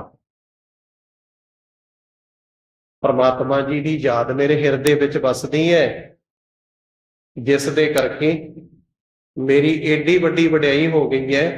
ਮੈਂ ਚਮਾਰ ਕਹਾਉਣ ਵਾਲਾ ਨਾ, ਚਮਾਰ ਕਹਾਉਣ ਵਾਲਾ, ਵੱਡੀਆਂ ਵੱਡੀਆਂ ਜਾਤਾਂ ਦੇ ਕਹਾਉਣ ਵਾਲੇ ਲੋਕ ਮੇਰੇ ਪੈਰੀ ਡਿੱਗਦੇ ਨੇ। ਹਾਂ ਤਾਂ ਮੈਂ ਚਮਾਰ ਹੀ, ਪਰ ਮੇਰੇ ਹਿਰਦੇ 'ਚ ਵਾਹਿਗੁਰੂ ਵਸਿਆ। ਹਾਂ ਤਾਂ ਮੈਂ ਚਮਾਰ ਹੀ, ਮੇਰੇ ਹਿਰਦੇ ਵਿੱਚ ਵਾਹਿਗੁਰੂ ਵਸਿਆ। ਹੁਣ ਉਦਾਹਰਨਾਂ ਦਿੰਦੇ ਨੇ ਬਾਬਾ ਜੀ। ਸੁਰਸਰੀ ਸਲਲ ਕਿਰਤ, ਸੁਰਸਰੀ ਗੰਗਾ ਨੂੰ ਕਹਿੰਦੇ ਨੇ ਜੀ। ਗੰਗਾ ਦੇ ਪਾਣੀ ਦੀ ਬਣੀ ਹੋਈ ਸ਼ਰਾਬ, ਵਾਰੁਨੀ। ਸੁਰਸਰੀ ਸਲਲ ਕਿਰਤ ਬਾਰੁਨੀ ਰੇ, ਸੰਤ ਜਨ ਕਰਤ ਨਹੀਂ ਪਾਨੰ। ਗੁਰਮੁਖ ਜਨ ਕਦੇ ਮੂੰਹ ਨਹੀਂ ਲਾਉਣਗੇ, ਸਮਝਦੇ ਨੇ ਵੀ ਅਪਵਿੱਤਰ ਹੈ। ਗੰਗਾ ਦੇ ਪਾਣੀ ਤੋਂ ਬਣੀ ਹੋਈ ਸ਼ਰਾਬ ਵੀ ਤੁਸੀਂ ਰੱਬ ਦੇ ਪਿਆਰਿਆਂ ਨੂੰ ਦਿਓ, ਉਹ ਇਹ ਕਹਿਣਗੇ ਇਹ ਅਪਵਿੱਤਰ ਹੈ, ਅਸੀਂ ਨਹੀਂ ਪੀਂਦੇ। ਕਿਉਂਕਿ ਉਹਦੀ ਅਪਵਿੱਤਰਤਾ ਹੈ, ਭਾਵੇਂ ਗੰਗਾ ਦੇ ਜਲ ਦੀ ਬਣੀ ਹੋਈ ਹੈ। ਜਿਹੜਾ ਉਹਦੇ ਵਿੱਚ ਖੋਟ ਹੈ, ਉਹ ਖੋਟ ਨੂੰ ਉਹ ਜਾਣਦੇ ਨੇ। ਸੁਰਾ ਅਪਵਿੱਤਰ ਨਤ ਅਵਰ ਜਲ ਰੇ, ਸੁਰਸਰੀ ਮਿਲਤ ਨਹਿ ਹੋਏ ਆਨੰ। ਗੰਗਾ ਦੇ ਪਾਣੀ ਤੋਂ ਬਣੀ ਹੋਈ ਸ਼ਰਾਬ ਨੂੰ ਗੁਰਮੁਖ ਜਨ ਨਹੀਂ ਅਪਵਿੱਤਰ ਮੰਨਦੇ ਨੇ, ਪਰ ਉਹੀ ਸ਼ਰਾਬ ਤੇ ਗੰਦਾ ਮੰਦਾ ਪਾਣੀ ਗੰਗਾ ਦੇ ਪਾਣੀ ਵਿੱਚ ਮਿਲਾ ਦਿਓ, ਗੰਗਾ ਦੇ ਪਾਣੀ ਵਿੱਚ ਮਿਲਾ ਦਿਓ ਉਹਨੂੰ ਹੀ, ਉਹੀ ਸ਼ਰਾਬ ਹੈ ਨਾ। ਉਹੀ ਗੰਦਾ ਮੰਦਾ ਟੋਭਿਆਂ ਦਾ ਪਾਣੀ ਕਿਤੇ ਸਾਰਾ ਜਾ ਕੇ ਗੰਗਾ ਵਿੱਚ ਪੈ ਜਾਂਦਾ, ਉਹਨੂੰ ਕੀ ਮੰਨਦੇ ਨੇ ਜੀ? ਉਹ ਆਪਣਾ ਰੂਪ ਬਦਲ ਲੈਂਦਾ। ਕੀ ਲੋਕ ਉਹਦਾ ਨਾਂ ਕੀ ਕਹਿੰਦੇ ਨੇ? ਗੰਗਾ ਦਾ ਪਾਣੀ। ਹਾਂ ਤਾਂ ਮੈਂ ਚਮਾਰ, ਪਰ ਰੱਬ ਜੀ ਦੇ ਵਿੱਚ ਮੈਂ ਆਪਣਾ ਆਪਾ ਗਵਾ ਚੁੱਕਿਆ, ਤੇ ਹੁਣ ਲੋਕ ਮੈਨੂੰ ਰੱਬ ਦਾ ਭਗਤ ਕਹਿ ਕੇ ਬੁਲਾਉਂਦੇ ਨੇ। ਵਡਿਆਈ ਰੱਬ ਦੇ ਭਗਤ ਦੀ ਹੈ। जात जुलाहा क्या करे, हृदय बसे गोपाल, कबीर रमैया कंठ मिल चुके सर्व जंजाल। गुरु सवारी संगत जी अगली उदाहरण दिंदे ने बाबा रविदास साहब जी, करतार अपवित्र कर मानिए रे, जैसे कागरा करत विचारंग, भगत भगौत लेखिए ते ऊपरी, पूजिए करत नमस्कारंग। बाबा जी कहते तर, तर नाम है जी दरख्त का, तार नाम है ताड़ी का, ताड़ी के दरख्त तो शराब बनती है, ताड़ी का दरख्त ਉਹਦੇ ਤੋਂ ਸ਼ਰਾਬ ਬਣਦੀ ਹੈ। ਪਰ ਤਰਤਾਰ ਅਪਵਿੱਤਰ ਕਰ ਮਾਨੀਐ ਰੇ, ਅਪਵਿੱਤਰ ਕਰ ਮਾਨੀਐ ਰੇ, ਤਾੜੀ ਦੇ ਦਰਖਤ ਨੂੰ ਅਪਵਿੱਤਰ ਕਰਕੇ ਮੰਨਿਆ ਜਾਂਦਾ ਹੈ। ਪਰ ਇਸੇ ਤਾੜੀ ਦੇ ਦਰਖਤ ਦੀ ਜਿਹੜੀ ਥੱਲ ਹੈ ਨਾ, ਇਹ ਤੋਂ ਕਾਗਜ਼ ਬਣਦਾ ਹੈ ਜੀ, ਇਹ ਤੋਂ ਕਾਗਜ਼ ਵੀ ਬਣਦਾ ਹੈ। ਪਰ ਬਣੇ ਹੋਏ ਕਾਗਜ਼ ਤੇ ਰੱਬ ਦਾ ਨਾਮ ਲਿਖਦੇ, ਉਸੇ ਤਾੜੀ ਦੇ ਦਰਖਤ ਦੇ ਬਣੇ ਕਾਗਜ਼ ਨੂੰ ਲੋਕ ਮੱਥਾ ਟੇਕਦੇ। ਵਡਿਆਈ ਪ੍ਰਮਾਤਮਾ ਦੇ ਨਾਮ ਦੀ ਹੈ। ਧੰਨ ਸ਼੍ਰੀ ਗੁਰੂ ਗ੍ਰੰਥ ਸਾਹਿਬ ਸੱਚੇ ਪਾਤਸ਼ਾਹ ਜੀ ਦਾ ਜਿਹੜਾ ਪਹਿਲਾ ਸਰੂਪ ਲਿਖਿਆ ਗਿਆ ਨਾ ਜੀ, ਗੁਰੂ ਅਰਜਨ ਦੇਵ ਸਾਹਿਬ ਜੀ ਨੇ ਲਿਖਾਇਆ, ਭਾਈ ਗੁਰਦਾਸ ਸਾਹਿਬ ਜੀ ਨੇ ਲਿਖਿਆ, ਇਹਦਾ ਕਾਗਜ਼ ਤਾੜੀ ਦੇ ਦਰਖਤ ਦਾ ਹੈ ਤੇ ਇਹਨੂੰ ਸਾਰੀ ਸੰਗਤ ਨੇ ਮੱਥਾ ਟੇਕਿਆ। ਰੱਬ ਦਾ ਨਾਮ ਵਿੱਚ ਇੰਨੀ ਤਾਕਤ ਹੈ, ਗਰੀਬਾਂ ਨੂੰ, ਨੀਵੀਂ ਜਾਤ ਦਿਆਂ ਨੂੰ ਵੀ ਉੱਚੇ ਬਣਾ ਦਿੰਦਾ। ਵਾਹਿਗੁਰੂ ਜੀ ਦੇ ਨਾਮ ਦੀ ਬਰਕਤ ਦੱਸ ਰਹੇ ਨੇ ਬਾਬਾ ਰਵਿਦਾਸ ਸਾਹਿਬ ਜੀ। ਤਰਤਾਰ ਪਵਿੱਤਰ ਕਰ ਮਾਨੀਐ ਰੇ, ਜੈਸੇ ਕਾਗਰਾ ਕਰਤ ਵਿਚਾਰੰਗ, ਭਗਤ ਭਗੌਤ ਲੇਖੀਆਂ ਤੇ ਉੱਪਰੇ। ਵਾਹਿਗੁਰੂ ਜੀ ਦੀ ਭਗਤੀ ਦੇ ਅੱਖਰ ਲਿਖੇ ਗਏ, ਪੂਜੀਏ ਕਰਤ ਨਮਸਕਾਰੰ, ਉਹਨੂੰ ਲਿਖਾਈ ਦੇ ਲੋਕ ਨਮਸਕਾਰਾਂ ਕਰਕੇ ਪੂਜਦੇ ਨੇ ਉਸ ਕਾਗਜ਼ ਨੂੰ। ਇਸੇ ਤਰ੍ਹਾਂ ਬਾਬਾ ਰਵਿਦਾਸ ਸਾਹਿਬ ਜੀ ਕਹਿੰਦੇ, ਮੇਰੀ ਜਾਤ ਕੁੱਟ ਵੰਡ ਲਾ, ਢੋਰ ਢਵੰਤਾ ਨਿਤੈ ਬਨਾਰਸੀ ਆਸ ਪਾਸਾ। ਮੇਰੀ ਜਾਤ ਕੁੱਟ ਵੰਡ ਲਾ, ਕੁੱਟ ਵੰਡ ਲਾ, ਮਰੇ ਹੋਏ ਪਸ਼ੂ ਢੋਣ ਵਾਲੀ ਜਮਾਰ ਜਾਤੀ ਹੈ ਨਾ। ਢੋਰ ਢਵੰਤਾ, ਪਸ਼ੂਆਂ ਦੀ ਖੱਲ ਉਤਾਰ ਕੇ ਉਹਦੇ ਜੋੜੇ ਬਣਾਉਣਾ ਮੇਰਾ ਕੰਮ ਹੈ। ਨਿਤ ਮੈਂ ਬਨਾਰਸ ਦੇ ਆਸੇ ਪਾਸੇ, ਬਨਾਰਸ ਤੋਂ 3 ਮੀਲ ਚੜ੍ਹਦੇ ਵਾਲੇ ਪਾਸੇ ਨੂੰ ਮੰਡੂਆ ਪਿੰਡ ਬਾਬਾ ਰਵਿਦਾਸ ਸਾਹਿਬ ਜੀ ਦਾ ਪਿੰਡ ਹੈ। ਉਹ ਪਿੰਡ ਦਾ ਨਾਮ ਹੈ ਮੰਡੂਆ। ਬਾਬਾ ਜੀ ਬਨਾਰਸ ਦੇ ਨਹੀਂ ਸੀ, ਬਨਾਰਸ ਦੇ ਕੋਲ ਸੀ, ਗੰਗਾ ਉਹਨਾਂ ਦੇ ਨਗਰ ਦੇ ਕੋਲ ਦੀ ਲੰਘਦੀ ਸੀ। ਮੇਰੀ ਜਾਤ ਕੁੱਟ ਵੰਡ ਲਾ, ਢੋਰ ਢਵੰਤਾ ਨਿਤੈ ਬਨਾਰਸੀ ਆਸ ਪਾਸਾ। ਪਰ ਮੇਰਾ ਕੰਮ ਤਾਂ ਇਹੋ ਜਿਹਾ ਹੈ, ਮਰੇ ਪਸ਼ੂ ਢੋਣਾ, ਪਸ਼ੂਆਂ ਦੇ ਚੰਮ ਤੋਂ ਜੋੜੇ ਬਣਾਉਣਾ, ਤੇ ਮੈਂ ਮਰੇ ਪਸ਼ੂਆਂ ਨੂੰ ਚੁੱਕਦਾ ਆਸੇ ਪਾਸੇ ਬਨਾਰਸ ਦੇ ਨੇੜੇ ਤੇੜੇ ਪਿੰਡਾਂ ਵਿੱਚ ਤੁਰਿਆ ਫਿਰਦਾ ਰਹਿਣਾ, ਜਿੱਥੇ ਮਰਿਆ ਪਸ਼ੂ ਚੱਕ ਕੇ ਲਿਆਉਣਾ। ਪਰ ਵਡਿਆਈ ਵੇਖੋ ਵਾਹਿਗੁਰੂ ਜੀ ਦੇ ਨਾਮ ਦੀ, ਅਬ ਬੇਪਰ ਪ੍ਰਧਾਨ ਦੇਹ ਕਰੇ ਡੰਡੌਤ, ਤੇਰੇ ਨਾਮ ਸ਼ਰਨ ਆਏ ਰਵਿਦਾਸ ਦਾਸਾ। ਇਹਨਾਂ ਪੰਕਤੀਆਂ ਨੂੰ ਸੁਣਿਓ, ਕਿਉਂਕਿ ਨਿਚੋੜ ਹੈ ਪੂਰੇ ਸ਼ਬਦ ਦਾ। ਅਬਰ ਬੇਪਰ ਪ੍ਰਧਾਨ, ਵੱਡੇ ਵੱਡੇ ਵਿਦਵਾਨ ਪੰਡਤ, ਬੇਪਰ ਪ੍ਰਧਾਨ, ਬੇਪਰ ਪੰਡਤ ਨੂੰ ਕਹਿੰਦੇ ਨੇ ਜੀ, ਬ੍ਰਾਹਮਣ ਨੂੰ ਕਹਿੰਦੇ ਨੇ। ਅਬ ਬੇਪਰ ਪ੍ਰਧਾਨ ਤੇਹ ਕਰੇ ਡੰਡੌਤ।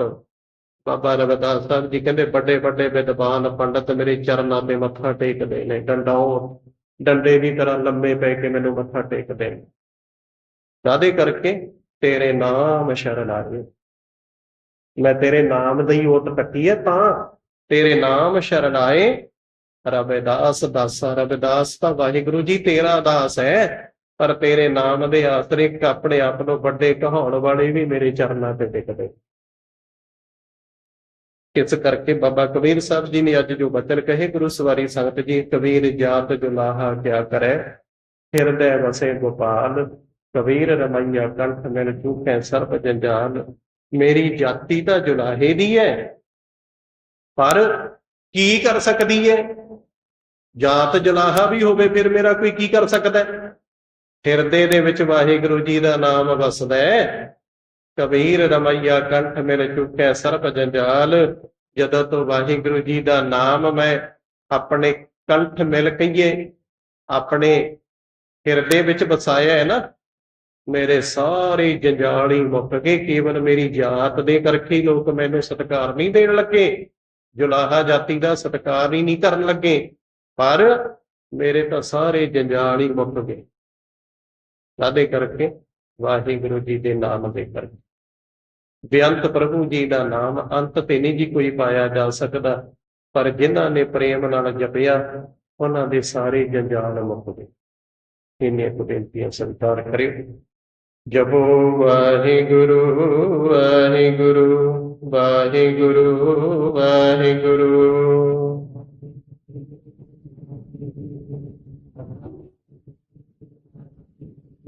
ਵਾਹਿਗੁਰੂ ਵਾਹਿਗੁਰੂ ਵਾਹਿਗੁਰੂ ਵਾਹਿਗੁਰੂ।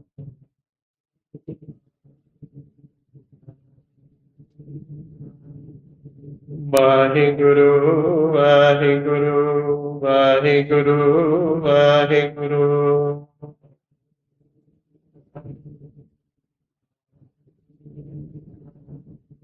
ਵਾਹਿਗੁਰੂ ਵਾਹਿਗੁਰੂ ਵਾਹਿਗੁਰੂ ਵਾਹਿਗੁਰੂ।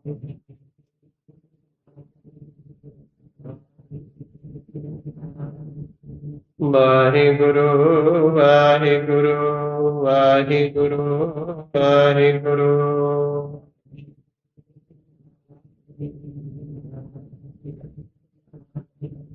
ਵਾਹਿਗੁਰੂ ਵਾਹਿਗੁਰੂ ਵਾਹਿਗੁਰੂ ਵਾਹਿਗੁਰੂ।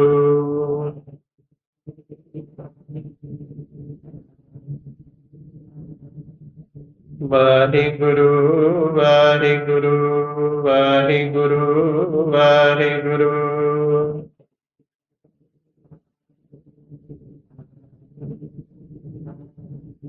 ਵਾਹਿਗੁਰੂ ਵਾਹਿਗੁਰੂ ਵਾਹਿਗੁਰੂ ਵਾਹਿਗੁਰੂ।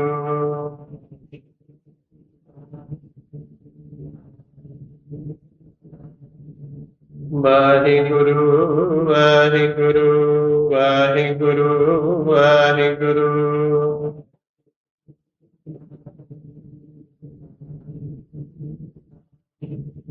ਵਾਹਿਗੁਰੂ ਵਾਹਿਗੁਰੂ ਵਾਹਿਗੁਰੂ ਵਾਹਿਗੁਰੂ।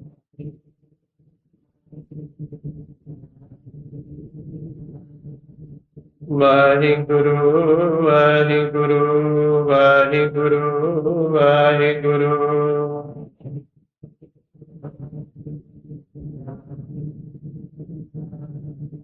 ਵਾਹਿਗੁਰੂ ਵਾਹਿਗੁਰੂ ਵਾਹਿਗੁਰੂ ਵਾਹਿਗੁਰੂ।